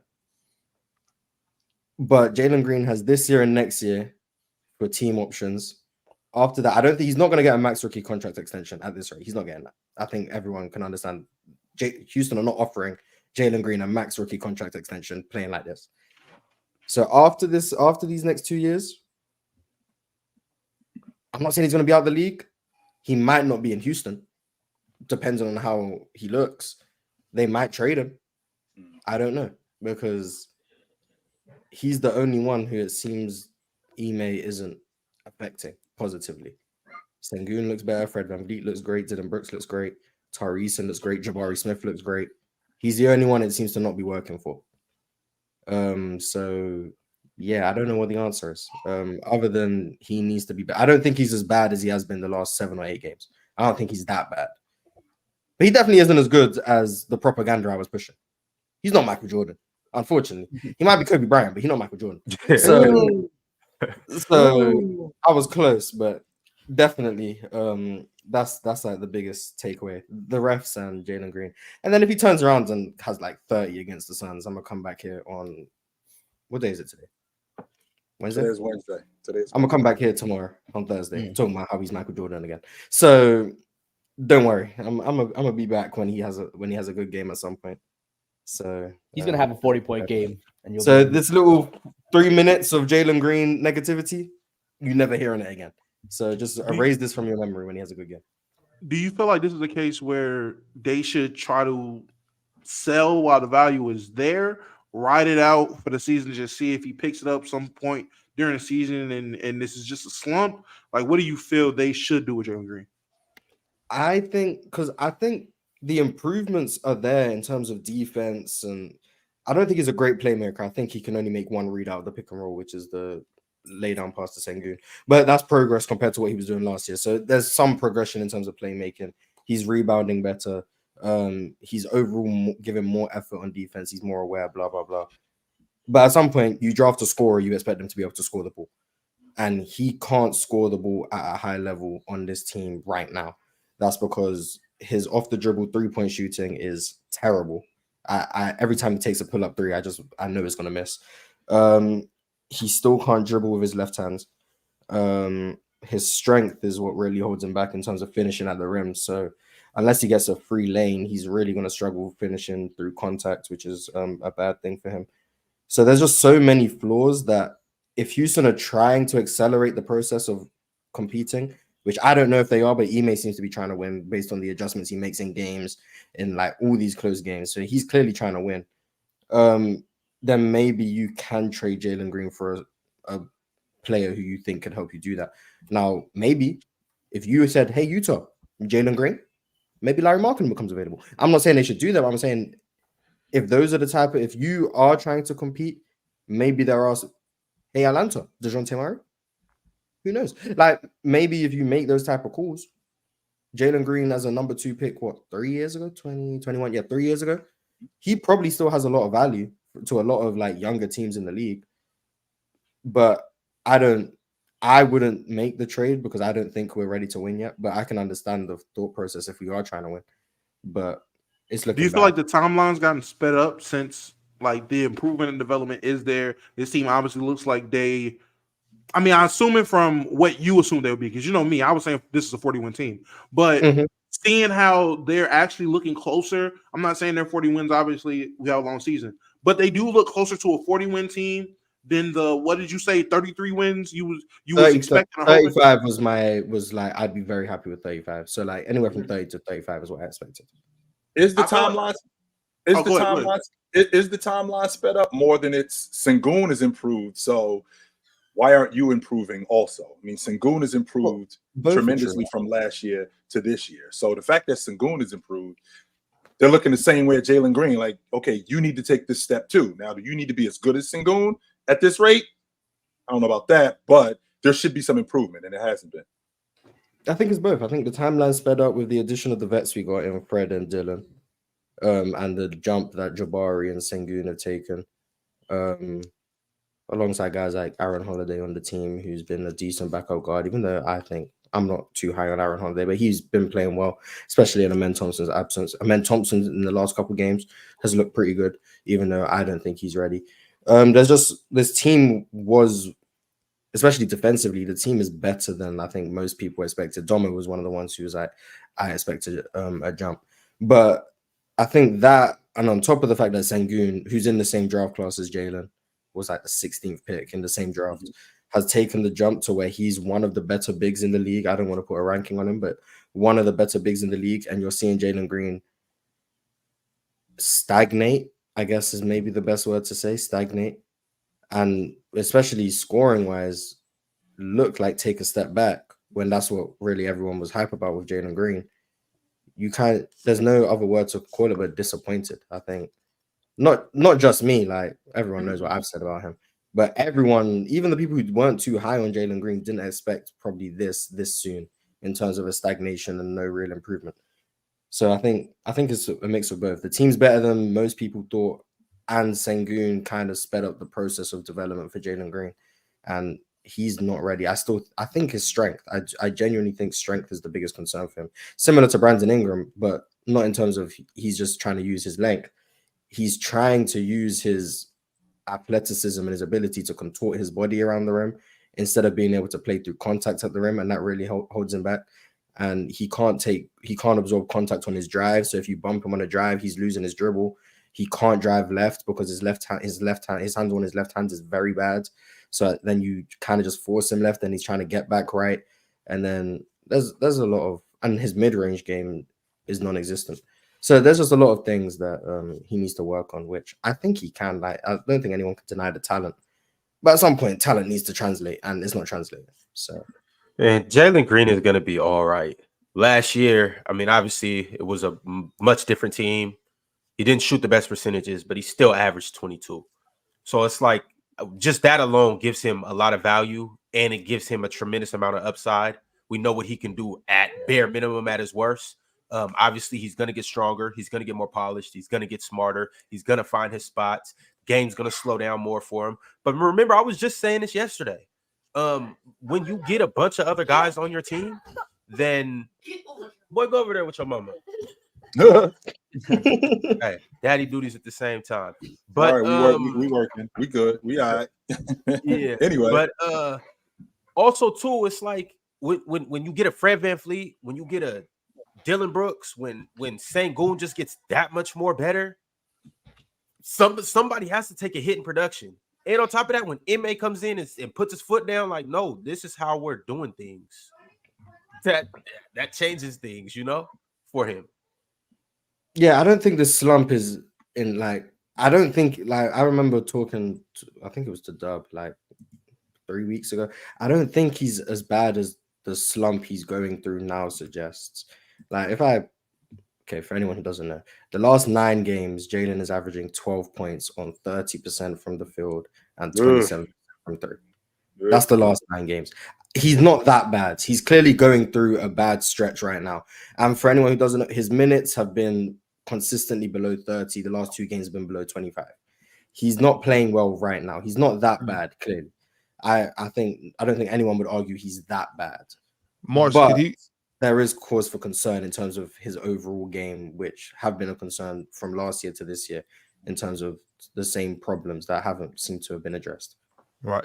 Could it be possible that he looks bad because he's working on things that he's not good at yet? Like maybe Coach MA has him doing certain things in the offense that he's not comfortable with yet, that he's working on. That's what the offseason is for, Big Ox. No, that's what the offseason is for. But you can't just because that's what the offseason is for, doesn't mean that in that offseason he already got better at it. It might just be something like, and I'm asking for maybe new coach, so maybe it's a new system. Maybe he's having them do stuff like, yo, Jalen, I know you're good at this, but you continuing to be good at this isn't going to make us a better team.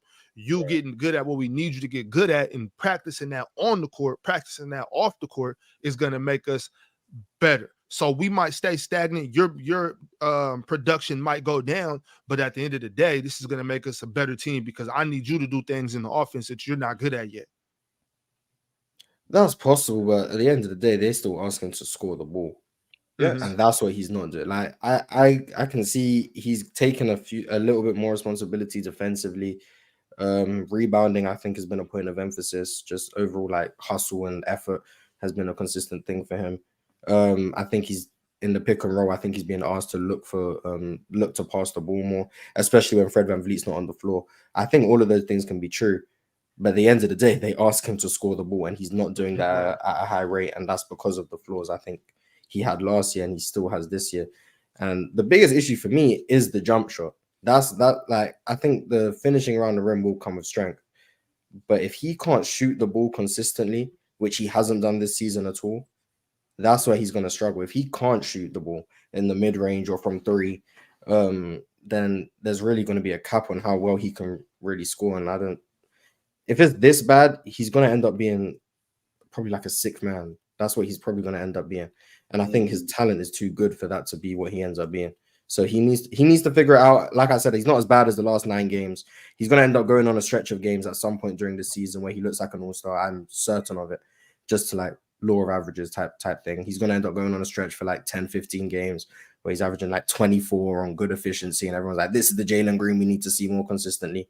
And maybe that'll be the turning point. Maybe it will just be a lucky stretch. Who knows? But I think that stretch is going to happen. And best believe when that stretch happens, I will be saying he's better than Michael Jordan. So just be prepared for that stretch. Whether it comes in January, whether it comes in March, I will be saying that he's better than Michael Jordan when that stretch happens. So speaking of hyping players, back to the actual game. No, we're done. We're done. Move on. Tyrese ain't do nothing special. I'm about to talk about Sengun and what he's done the last 3 games. Last night, Sengun had 30 and 16. The game before that, he had 37, 11, 6 assists. Game before that, he had 22 and 15. It's looking like he's getting very comfortable being the best player on this team and being a star. Do we see this trend continuing, or is he just having his all-star stretch, if you will? He's coming off a stretch where he was playing badly, to be fair. So like the last 3, the game against the Pelicans when he was a free throw merchant, nice. I appreciate that. Non-ethical buckets from Sengun. The Mavs game where they had Grant Williams guarding him. Nice. Bullying a 6'5" guy. And then last night against the Pacers with some of the worst big man defense in the NBA. Nice. He cooked. So yeah, he's looked great the last 3 games against competition I'd expect him to look great against. And that's the expectation of an all-star caliber player, to dominate the teams you're meant to dominate, and that's what he's doing. So I give him tremendous credit for that. But he's still a young player with inconsistencies, and I don't want people to start, especially the people who aren't watching the Rockets as much, to start pushing the Sengun as like this perfect player. He's not. And I understand he's not. I'm aware defensively he can still be exploited. The stretch of games he had right before these 3 games is the worst stretch he's had this season so far, from the Memphis game to the Bucks to the Cavs to the Hawks. It was a bad stretch of games for Sengun. He struggled. Defensively, he was out of the game. He didn't even close the Hawks game because he was getting cooked defensively in that pick and roll. So like he had a bad stretch of games, but he turned it around in the last 3 games. And that's what you expect to see from a young player when they go through these the bad times, is how quickly can they bounce back and how can they recover. And that's what he's really starting to do. And if he's not an all-star this year, he's definitely going to be an all-star next year. But I have a hard time seeing how he's not an all-star this year, personally. But that might be biased because I know I voted for him. And Jalen. Oh, go ahead. Jay. If you look at the 5 men in the Western Conference, so Anthony Davis, Mm-hmm. the big fella in Sacramento, Sabonis, yeah. Yep, Sabonis. Is Rudy going to be an all-star this season? I don't think so. I don't think he's going to make it. I think Cat's going to make it. I don't think Rudy's going to make it. Joker. I'm just talking about 5 men. Joker. Mm-hmm, for sure. I think that's it at the in Sagoon. Maybe Chet. If Chet makes it, he's going to have to. If Chet makes it, he's going to have to start. And Wemby too. But Wemby, I think Wemby goes in as a 4. I don't think Wemby goes in as a 5. He's been playing the 5 recently though, so I don't know. Right. I really don't know how Wemby's gonna get in. Like, I don't know if these are. It's just front court, right? Right. Or am I wrong on that? Is it backcourt and front court, or is it backcourt, front court, center? I don't. I think it's front court because I remember I put like. I think it's backcourt and front court. So he's competing against the front court. So that might make it more difficult. So maybe next year. Maybe next year for Sengun. I don't know if he's gonna make it this year. Maybe next year. But he will be an all-star really soon. Yeah, he's gonna be an all-star. He's gonna be an all-star. Maybe not this year though, but hopefully this year. But maybe not this year. All right. One more thing about this game too. The Pelicans had 8 players that scored in double digits. Wonder why that was. Why was that, Ron? How did that happen? I don't know. What's his running the floor? I guess I don't know. They started. Rick Carlisle switched up the starting lineup last night. Benedict Mathurin and Buddy Hield and Obi Toppin all came off the bench. I don't know. They must have had a party last night in Houston. Must have got the address from James Harden where to go to. I don't know why he did it, but I mean it turned out to work out pretty fine. They started Andrew Nembhard and they started Aaron Nesmith and Jalen Smith. So it worked out. I dig, by the way. I actually dig Jalen Smith. You like Jalen? I do like Jalen Smith. Yes, I do. I didn't really. He'll rebound. He will attempt to play some defense, and he's a hard-nosed guy. I just feel like their rim protection. I never felt like a rim protector who I feel like you should go after. And when I watch Indiana, I'm thinking to myself, go after Miles Turner. You could get whatever you want at the rim with him. And that is unbelievable. His ability to close out, his ability to close space, his ability to be physical in the paint, that kind of stuff. If you're a team that gets downhill a lot, you want to go after them, him in particular. Jalen Smith will actually give you effort on that. All those block numbers that Miles Turner will put up doesn't really translate into being a good. That would be it. That's what's called empty stats right there. Yeah, I tried telling people about. That's what's called empty stats. He's better in when they were talking about the Lakers for Buddy Hield and Miles Turner. I said Miles Turner is one of those bigs who's better in theory than in actual practice. Mm-hmm. You hear about a big who can get 3 blocks a game and shoot the 3. You're like, wow, that's one of the best bigs, best role-playing bigs in the NBA. but you watch him play, you're like, yeah, he's not as good as the 37% from three and the 3 blocks suggest. I tried telling him he's not that good on defense. Now, I will say he's not as bad as this year suggests, because I think anytime you make a big play at this fast of a pace, his defense is going to slip. And his defense is worse this year than it was last year and the year before, simply because I think the game's being played at a pace that bigs shouldn't be playing at this fast of a pace. You're not going to be as good defensively if you have to play this fast all the time. So I can give him that. But I don't think he's ever been that good defensively to where people were saying he should be an all defensive big. I don't know why people are saying that other than block numbers. But it almost reminds me of Whiteside. It's kind of giving me Whiteside. He's not that bad. He's not that bad. He's not that bad. He's not that bad. I said it almost not reminds be that bad. Yeah, I get what you're saying, and I see what you're saying, and I agree with that. But I watched Whiteside. I watched Whiteside go 20-20, and I was like, and it looked like the most meaningless 20-20 you'll ever see. It was so empty. Speaking of 20-20, I was gonna say, there you go. Look at the segue, man. Look at the segue.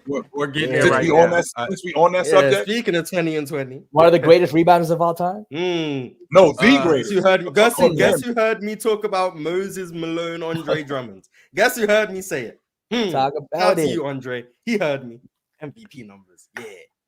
So, Andre Drummond got the start last night. Him and Caruso actually. And they beat the Atlanta Hawks. And the only thing, personally for me, that I think we should really talk about in this game is the fact that Andre Drummond had more rebounds than he had points. And he scored 24 points. We're not going to talk about Trae Young. That's cool, because we didn't talk too much about the Pacers, so I'll let you slide. It's cool. How are we feeling about this? Moses Malone. Shout out Andre Drummond. Another phenomenal game. Another big man turning back the time. We seen DeAndre Jordan have the crazy game earlier this season. Now we're seeing Andre Drummond show he still got some gas in the tank left and putting some respect on his name, man. It was a great game. Do I think this is something that's going to happen consistently? As long as he's starting, it will. I'm just saying that's the greatest rebounder. That's the greatest rebounder in NBA history, in his opinion. And if it's not, and even if you don't feel he's the greatest, top 10. Let's not lie. He's top 10, man. That's a phenomenal rebounder, and he does his job. That's shout out Andre Drummond. Andre Drummond's only 30 years old. He's not like incredibly old. He's still, you can say, in his prime, quote unquote. A lot of players can be in their prime at 30. Why does it start more games? I don't know. It seems like every time he does play, he gives you production. Every time he gets minutes, he gives you production. Just because he's one of the lowest IQ bigs in the NBA. But work with that. Very smart. No, he isn't. He doesn't. But Andre Drummond? Yes, he does. Moses Malone, same person. Moses Malone, low IQ? Moses Malone couldn't play make either. Moses Malone was a terrible passer. Same person. I don't know what to tell you. Same person. In the 80s, man. I do want to say regarding this game, free DeJounte Murray. Facts. Oh, now it's free DeJounte? Why we freeing DeJounte? What's the problem? What's the problem? Right. Hold on. I never said it was because of Trae Young. Well, it's partially because of Trae Young. I'm not saying it's because they don't fit. They don't fit. And also, I think DeJounte's good enough to be, I don't want to say one option, but a primary ball handler. Okay. You see what I'm saying? Like for instance, it's heating up him going to the Lakers or Orlando. So a team where he can actually be the point guard and control the ball. Obviously, LeBron will have the ball more than him, and AD will get the ball more than him too. But he'll still have a lot more freedom than just sitting in the corner waiting for Trae Young to get him the ball, or just having to play off of that dynamic. So not the Knicks. Just any other. It's a lot of teams that he could play for. Even the Raptors, for instance. Like I think that'd be a good situation for him. But free Jalen Johnson coming back too. Shout out to Jalen Johnson. He been hooping. I like Jalen Johnson coming in. It just took him a few years to really figure out. But I liked him coming out of Duke. I was surprised he went so low because I think he was like was he not ranked high when he went into college? I think he just underperformed in college. So by ranking down. I thought he was going to be like a lottery pick. Then he didn't really like perform at Duke, but I believed. And now he's in year 3. He's fine, not finally, but he's figuring it out. And I'm happy to see Jalen Johnson hooping, man. But very good player. But yeah, free DeJounte, man. Free Bogdanovich too. Free Bogdanovich too. You need to start trying to free all the Bogdanoviches in the NBA. In fact, all of them. They get wasted. Every Bogdanovich, we just trying to free. Nah. Chill out. All right. It's one more game that I want to get to. Mars, I apologize to you. So, Ox, I have to do you the same credit and apologize to you as well. But the Portland Trailblazers took care, and I mean took care of the Sacramento Kings, 130 to 113. You guys Who's heard me number allude to 26 number 26 on the Blazers? Who's number 26 on the Blazers? the Great Reef, Great Beard. I can't hear Domo, but I've never Reef. I've never. There's like who's 7 he? players on the Blazers I've never heard of in my life, and they're just impactful Yeah, minutes. I don't know who number 26 is, but hey, They shout put out up to some him. numbers. Duwop Reef. Who is that? Yeah, they call him the Great Barrier Reef. I'm pretty sure he's from the course they land do. down under. He give you 25 and 10. Pretty So who is? sure. Hey, Yeah, shout out to came him, in, man. bought out last night. Looks like Shout out to him. Robert Williams might not have a spot when he comes back. That's crazy. Shout out to Fox and Sabonis though. Hit all their overs. They're the only two that showed up for the Kings. Oh, okay. Here They we hit go. all their overs. You know, This that parlay talk. That's that parlay talk. Jalen. Why would you shout? Why would you shout out? Why would you shout out? I'm not going to DeMarcus shout out Indiana? 43 points. I'm not going to shout out Sabonis No. cooking them. Why would you? Why would Isn't you Sabonis shout like that out? 34? They lost to the both got Blazers. I mean, hey man. Okay, you can One play team. well and lose. It's possible. Fact. They played well. They just lost. And they both got busy too. 100%. Yeah, without a doubt. But that's But they couldn't stop the Great Barrier Reef. I expect them to get busy. They're supposed to get busy, but they're supposed to win Yeah, basketball. but be mad at Kevin Herter. Be mad at Keegan Murray. Those are the guys that didn't show up. See, I mean, listen, I get it. I'm not saying we should be out here praising losing, especially not praising losing because losing I to want the some money Blazers on is it. crazy. Yeah, like I'm not gonna say that, but on two things can be true. We could expect them to win and hold them to an expectation, but also acknowledge when they play good, even if them playing good did lead to me winning some money. Shout out to you, Jalen, because you're right. They both did hit they overs. What? But,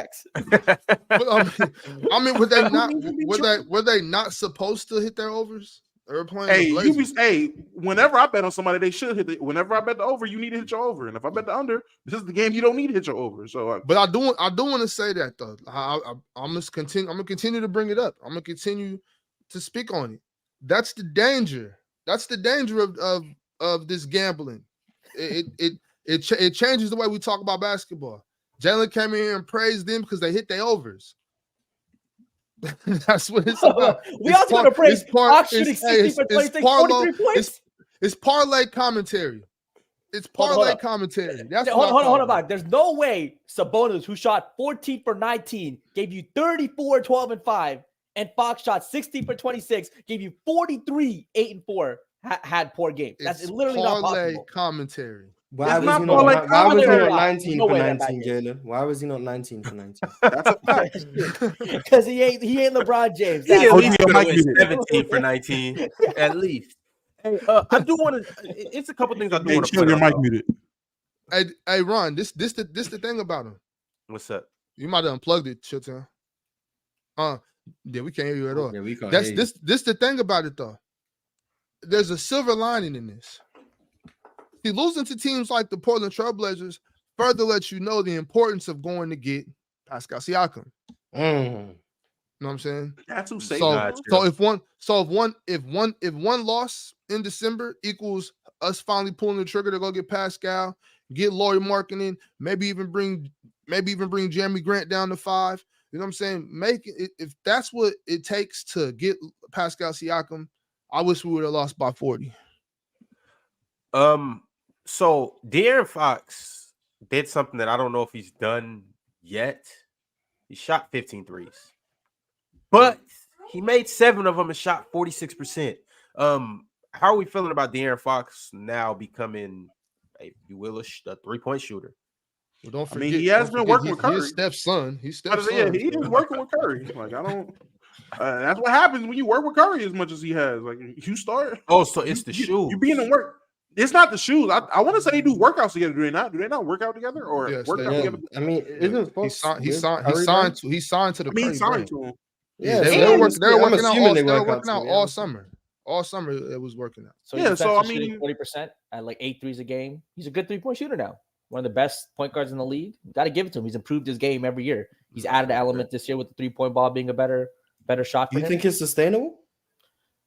I mean, he's improved. Do I think can he be a 40% shooter on 8 threes a game? I think so. It looked Mars. Here's the thing, and I know this doesn't necessarily mean that it's sustainable, but the way he's shooting it, he's acted like it's sustainable. He's shooting that with confidence. He's shooting with confidence. Yeah. So. There's no hesitation. That's a hard question to answer, Mars. That's a hard question to answer. I can't say yes. I mean, I guess it comes down to optimism versus pessimism if you believe in, because the mid-range jump shot's been there for a few years. So is it believable that he's extended his range, especially off the dribble, which is what's impressive to me? Because I like to judge like the level of self-creation. If like half your threes are unassisted and you're shooting that well, it's reasonable to believe that it's sustainable shooting. But I think come playoff time, I think teams are probably still going to go under the screen. Now, whether or not he makes the pay. Yeah, because he's so dangerous going downhill. I think teams are going to go under the screen. And if he has a series where he's like 31%, it's going to come back to, was it really sustainable or was it just regular season shooting? Now, I think that's a bad way of looking at it. But I think that's probably the questions that are going to get asked about Dereck. The thing about it, though, Mars, is I'm not going to say maybe the first 2 seasons. But other than that, I'm not going to say that Duren was necessarily a bad three-point shooter. I think he was working on it, and I think it was getting better. I just don't think he was a good enough three-point shooter to be out there shooting a lot of them. So now that it's improving, I think it looks like he developed exponentially, because not only is it getting better, but he's shooting more of them. You know what I'm saying? So it's like now all of a sudden, instead of shooting 4 or 5 threes, he's shooting 9, 10 threes, and he's making more than he was and shooting more than he was. And all of a sudden, everybody's going to be like, oh, this isn't sustainable. Look at the jump. Well, it's easy to explain that. You know what I mean? So, but I'm not going to jump off this limb. I'm not going to jump off this limb and say that he's going to be one of the best three-point point guards in the league. I'm not. I have to see that. I can't say that. Real quick, because I'm about to slide out. But pause. I just need to say, because I don't know if we're gonna get around to talking about it, but I do want to shed some light on it. Jalen Brunson has been playing his ass off, and I do need to say, yes, I agree with Doris Burke. I don't think he's a first option if you're trying to win a championship. Beckingham. I said Doris. Oh, dumbo. Hey, man, Jalen would have did something like that. And first of all, totally different. One, Jalen be making baby daddy jokes. 2, I'm sorry, Doris Burke be on the brain. And it is what why, it is. Man. Doris is a different woman. That's when I think of a woman, man. Doris Burke pops up. So I'm sorry. I got zero baby mamas. How many baby mamas y'all have? See, my that's goodness. Crazy. Look at that. I'm not like that. But anywho, I might agree with Becky Hammond that he might not be the first option on the team trying to Jalen's done. Whatever it is. I didn't like that laugh. But I will say, the kid is hooping. The kid is the man. Fuck, damn the kid. The man is hooping. The man is balling. And maybe just stop trying to throw guys in conversations that weren't even necessary. I don't think anybody was trying to have the conversation of Jalen Brunson being the best player on a championship team or the best player. No one was having that conversation. Everybody was just admiring him playing good basketball. And let's keep doing that. Let's stop having to degrade people to praise other guys or to try to do whatever. No. Brunson's been balling. We can acknowledge that he's balling. We can acknowledge that he has exceeded expectations yet again. He's improved on what he did last year so far. So he's only getting better in this deal that everyone, when he first signed it, said they overpaid. Now they were already underpaying based off his performance last year. Now they're severely underpaying for how good he is and what he's trying to do. And Knicks, go ahead and pull that trigger, trade Julius Randle. Get him out of there. Y'all need him. Y'all have Jalen Brunson, trade Julius. So you're saying he a top 15 point guard? I mean, yes, he's a top 6 point guard in the East. How many point guards in the West are we saying is better than him? Because I don't think I'm gonna say 6. I don't think I'm gonna say 7 or 8. He would have to be top 15. Jamal Murray. 1. Shea. 2. Luka. 3. Steph. 4. De'Aaron. 5. Ja. 6. Jeremy Sohan. Once you hit 6, that's it. Yeah. That's it. Well, if you consider Kyrie a point guard. No, I mean, technically we can't because he's playing with Luka and Luka's a point guard. So no. Devin Booker? No, Devin Booker's not better. Not this season. Devin Booker's not better than who? Jalen Brunson? That's all right. So All we right, gotta get Ron. this. Hey, Ron, I got This a is check. insane. now we reached a little bit. This is wild. Nah, man. Respect. Again, if we're talking just on this season, hey man, numbers. Hey, men lie, women lie. You know what don't lie?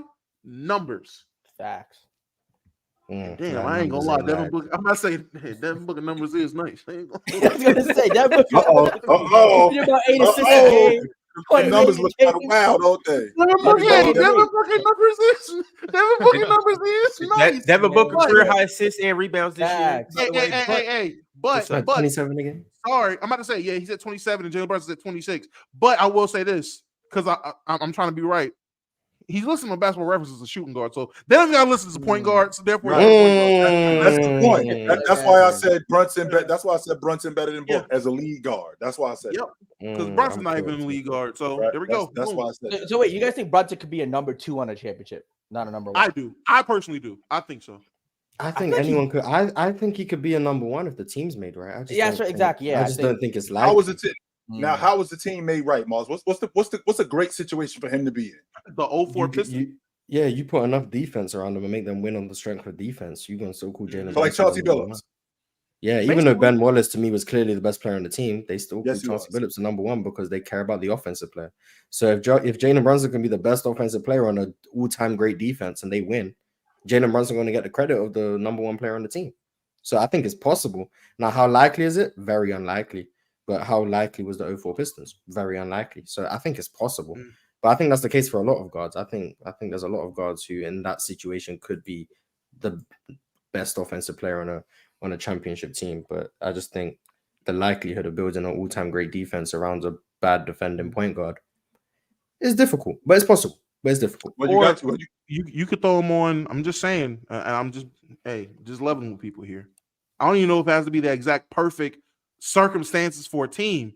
Maybe it's just a situation like, I don't know, replace him with Jamal Murray. I think the Nuggets still win.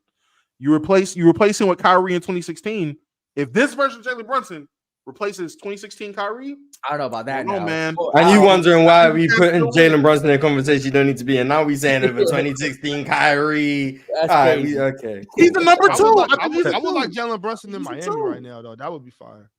Fellas, we do got to move on because I got a ton of super chats that I want to get to. So let's go ahead and do this right now. Teddy Hart said, just tuned in. Is Chill still not sold on OKC? This year's Thunder is on the same timeline as the 2010 Thunder. Only a year or two away at most. Ceiling is the Western Conference Finals right now, and they are just babies. The Western Conference Finals is the ceiling. This is a team that didn't even make the playoffs last year. So you're going from not making the playoffs to the Western Conference Championship. That's the ceiling for this crew. They can win 2 rounds. And Right now, they'd play the Kings. And then in the second round, they'd play Denver. So maybe not. Come on. But theoretically, if Minnesota were to drop to the 2 seed, it depends on a matchup. They can win 2 playoff series in the West. Depends on a matchup. We spanking OKC, bro. You probably do win, but they could beat you. Nah, I think the Oklahoma City is a legit playoff team. I'm on record saying that. I think they're a legit playoff team. I don't think they're a play-in team. But Western Conference Championship, that's I don't think that's their ceiling. I don't think that they can get out of the second round. I don't know which playoff team they can really beat in 7 games. Maybe the Mavericks. Maybe the Mavericks. So as of right now, let's see, where are they? They're a 3 seed. They'd see Sacramento in round 1. But I'm not okay, sure. so of the Fellas, top 8 we got to keep it pushing. We'll talk more about OKC and Maybe their the playoff Rockets. hopes. But I got a super chat from DSG Piccolo said, I'm late, but Dub Scoot, Dub Zwap, Great Barrier Reef, Dub Jabari Walker, that boy Fox Nice also. Dub and Simmons, 11 assists to 1 turnover for Scoot makes me so happy. Piccolo, he a Blazer guy. So whenever you hear his super chats, that's all he talk about is the Blazers. So absolutely. Shout and I think that I think that Scoot over the last 5 games, I think he like 13 and 5 off the bench, by the way. I'm still not moved. Random guy I want to watch more of speaks. him just to see what he's improved on. He gets downhill. He's been able to get downhill a lot more. But keep going, Ron. I'm sorry. Random guy speaks, said Damo. Should he not have enough awareness to not do that dance? Everyone is waiting for his next slip up because he put himself in this position. Don't give the haters a chance to bring him back down. Random speaking facts.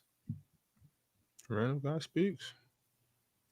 Teddy Hart said, what's valued more, being versatile or being a specialist? Shaq's 30 piece all in the post, or KD's 30 piece from anywhere? Pippen, who could guard 1 through 4, or Gary Payton / Dikembe Mutombo, who are purely perimeter or post defenders? Does it matter if production is equal? Depending on where you at. It depends on where you are. It depends on where the you team are. build, the situation for sure. But I mean, so surroundings are everything. Who's easier to build around then? Like Shaq. Because well, KD's Shaq in his day, because if you put Shaq in today's day, eras. it's probably easier to not game plan against him, but with the physicality rules and then the fact that he can't shoot, it would be harder to game plan around him than a guy who's more versatile. But I think I disagree more. It's just to be on the record. I disagree. Yeah, but then you got the defensive aspect, the fact that he can't step out and play defense, he'd be a borderline liability out there. So like defensively, I think now the bigs of not yesteryear, but the bigs of the past who weren't versatile and couldn't step up and play mobile defense on the perimeter, like they'd struggle defensively. I think Shaq would struggle defensively, but I think guys like Hakeem would be fine. I think guys like Patrick Ewing would be fine. So it depends on the situation and who it is. And versatility isn't always better. Like I don't think I would take KD over Shaq, especially in the postseason, because I think back then it's easier to game plan against KD than it is Shaq back then. But then I also would take Kobe over Shaq. So it depends. It depends on the player and the situation and everything. So it's a case by case basis. But generally speaking, I think the versatility would matter more. Generally speaking. James B sent through a couple super chats. He said, L Monty, L Alec Burks, L Detroit, free Cade. And then followed that up by saying, Ivy sold as well, missed open middies, L Wiseman. Think about this for a second, Ron. So free Cade. Can you guys tell me how many games in a row that they lost? 27. So let's take Cade off the crew. What happens now? They really finished 2-80. Oh my God. Like free Cade, like let's get Cade up out of here. Like if Cade goes down with injury, what happens to this crew now? If Cade goes down, maybe they saw when they won 17 with Killian Hayes. Maybe Cade's the problem. It'd be crazy when he scores more than 30, they're 0-10, right? Exactly. So Cade needs to score 0 so they can be 10-0. Yo, shout out to Cheese. He gifted 50 Players Choice membership. Shout out to Cheese. Hey, that's a big dog in the chat gifting out memberships. Appreciate you. Everybody that got your membership, make sure you subscribe, like the video, and stay in tune for the duration of your membership. Do we agree James Wiseman is finished? Just real quick, do we agree? Is he over Mars? At this point, he's got it. Yeah, I think he's given up. Like, do you guys still have faith, or have you guys come to the realization that it's not happening? He just doesn't look like he has any idea what he's doing. He just wait. Could it be like the 10th man on the bench? Sure, I think he's. Okay, sure, cool. Yeah, good for him. Good for him. He out there, I guess. He's not gonna be a rotation piece in that. Yeah, I guess he can be Jock Lando. Yeah, cool. Get that money. So where does this start from, Mars? Did the Golden State ruin him? No, I don't think he should have come out. He played 3 games in college because of the little under the table thing to get him to go to Memphis. And then he wasn't ready. He's basically coming straight out of high school to play NBA basketball. He wasn't ready. And that's why situation is everything. You put a guy in a team that's trying to win. Sorry for making me not read super chats. I'll say this quick. You put a guy in a situation where they're trying to win and he is playing basically straight out of high school. He's going to struggle. He's going to look bad. And that's what he did. He looked terrible. And then they win without him. And then they try and play him again the next year. He's bad again. You trade him. He's now in another team that now has not no direction, but they're not very good with questionable pieces to support him. He's not gonna develop. And I think the talent is there, but there's no room to develop him, and he's not good enough to justify the minutes that Jalen Duren's getting. So he's finished. I don't know what team he can go to that has the minutes and the pieces around him to where he can develop to be what he can be. So I think his NBA career is not over, but he's not going to be what the number 2 pick was expected to be. Boog said, I don't understand people shitted on him for going to Golden State. If he stayed and they won more, the convo would be the same, if not worse. Lose-lose situation. If he stayed and they won, no, it wouldn't. Yeah, it depends. I was thinking about this the other day, and just a question. You see how when Miami formed their super team and they lost the first year, but then they won the next 2, it kind of like made the next 2 seem like a bigger deal because we'd seen them lose. So it's like this team wasn't really unbeatable, but we seen them overcome the loss, even though the guys choked and they should have won, but they didn't. We seen them lose, and then they won the next 2, and it was like, good on them. They won the next 2. Shout out to you. Do you think if the Warriors, when they got KD, lost in 17, but then spun back and won 18 and 19, KD's rings would be looked at more favorably because we'd seen them overcome adversity and overcome losing? Or do you think he'd get cooked for losing? The reason why, Mars, is because the year before that, the crew that went to the NBA Finals was considered the best team that the NBA had ever seen had they won. And now you add in KD to that crew. So they were guaranteed to win. So if they lose, it's even worse. Okay. But if he lost and won again, though, I do see like they would be seen as less invincible because we saw. Yeah, that's what like the perspective I'm coming at from. Like, Yeah. if you've seen them be beat, like the term that they're unbeatable, no one could beat them, wouldn't be made because they did get beat. Yeah. Whereas like the Heat didn't have they had the unbeatable tag when they got formed, but that tag kind of disappeared when you seen them get beat. Because we never seen the KD Warriors get beat when they were healthy, they kind of just kept the tag of unbeatable. And it's like, well, you joined a team that was unbeatable, so how much credit do we give you? But if they actually lost and then he won two back-to-back and finals MVPs, maybe they'd be like, this team wasn't unbeatable. You guys figured it out and you won. I don't know. But the finals the year before was KD Warriors are the greatest team I've ever seen. They're the greatest team I've ever seen. All right, y'all. Ball Talk shot through a super chat and said, as an OKC fan, bring me Laurie. Still get elite shooting and off-ball scoring, plus gives us size on the boards, plus not as expensive to get. Yeah, Lowry's the perfect piece. For sure. Boog with the super chat said, on PG's podcast, Jalen Green was smug when Paul George talked about going scoreless. He said something like, I can't imagine not scoring. Jalen Green's getting humbled right now. I still have hope. He hasn't gone scoreless. He's gonna get his shots up to make sure he don't go scoreless. He is going to get a bucket. That's not. He gonna get 1 point. If that's a free throw, he's gonna get 1 point. He said that himself. He's gonna get 1 point. He's not gonna go scoreless. Jalen Green's gonna be all right. He's gonna be fine. I think he'll figure it out. Skirvin Burrow said Alex Burke is a fake bet. A fake vet. Dude laughing at the huge lick his team caught yesterday. He should be waived and sent to go play in Siberia immediately. Yeah, Alex Burks is not the guy I'd want as a vet on a young team. I don't really think he's accomplished too much in the league to warrant any kind of respect. Yeah, I don't think you have to accomplish stuff in the league to be a vet. Well, I mean, depends how you view accomplishments, but I think and it's not the kids I feel sorry for. It's Alec Burke I feel sorry for. Okay, yeah, I'm not going that far, but it's just a bad team. Vortex Nicholas Ford said Pistons about to be worse than the 2015-16 Sixers. What was that Bobcats team that was bad too? 7-59, I think. I Rock Nike 717 said, I'm a Seeds fan of Detroit, just the team we'll lose to. I hope so, because if you guys don't lose to them, it's gonna be us. It's not, Mars. It is not. Okay. DSG Piccolo said, Ja Maront is a 27-year-old South Sudanese Australian rookie. Plays for the Australian national team. Ron, read them super chats. So now we know who Ja is. Yeah, never heard of him before last night. Shout out to him. I think he's on a two-way, so shout out to him. John Wick, one game, said Paulo looks like a much better prospect right now. Than who? Zion? Probably Friends. I think he's talking about Friends. Can't be. Yeah, I disagree. Both good, though. Adam Eden said, imagine OJ dressing as Jason or Josh Giddey as R. Kelly. Okay. Styles Blackman in the house. He said that they need to play us. We make every team look good. Who's Styles Black's team? Phoenix. He got the Phoenix logo on his thing, so I'm assuming it's Phoenix. Okay. Drip Bayless said rank these rosters: Indiana, Memphis, Houston, Chicago, Detroit.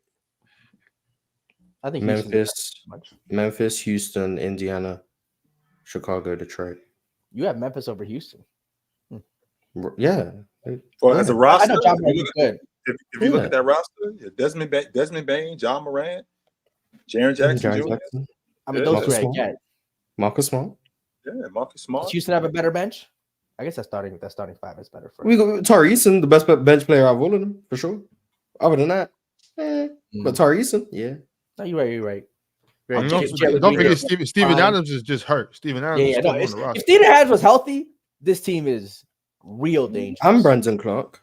Brandon Clark. Big piece too.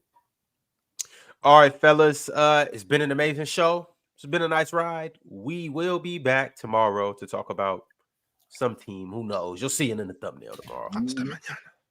I'll see you later, Big Ox. Fellas, I'll right, see y'all tomorrow. Chill with chill later. Press box next. Gridiron later tonight. Tap in. We exposing Brock Purdy.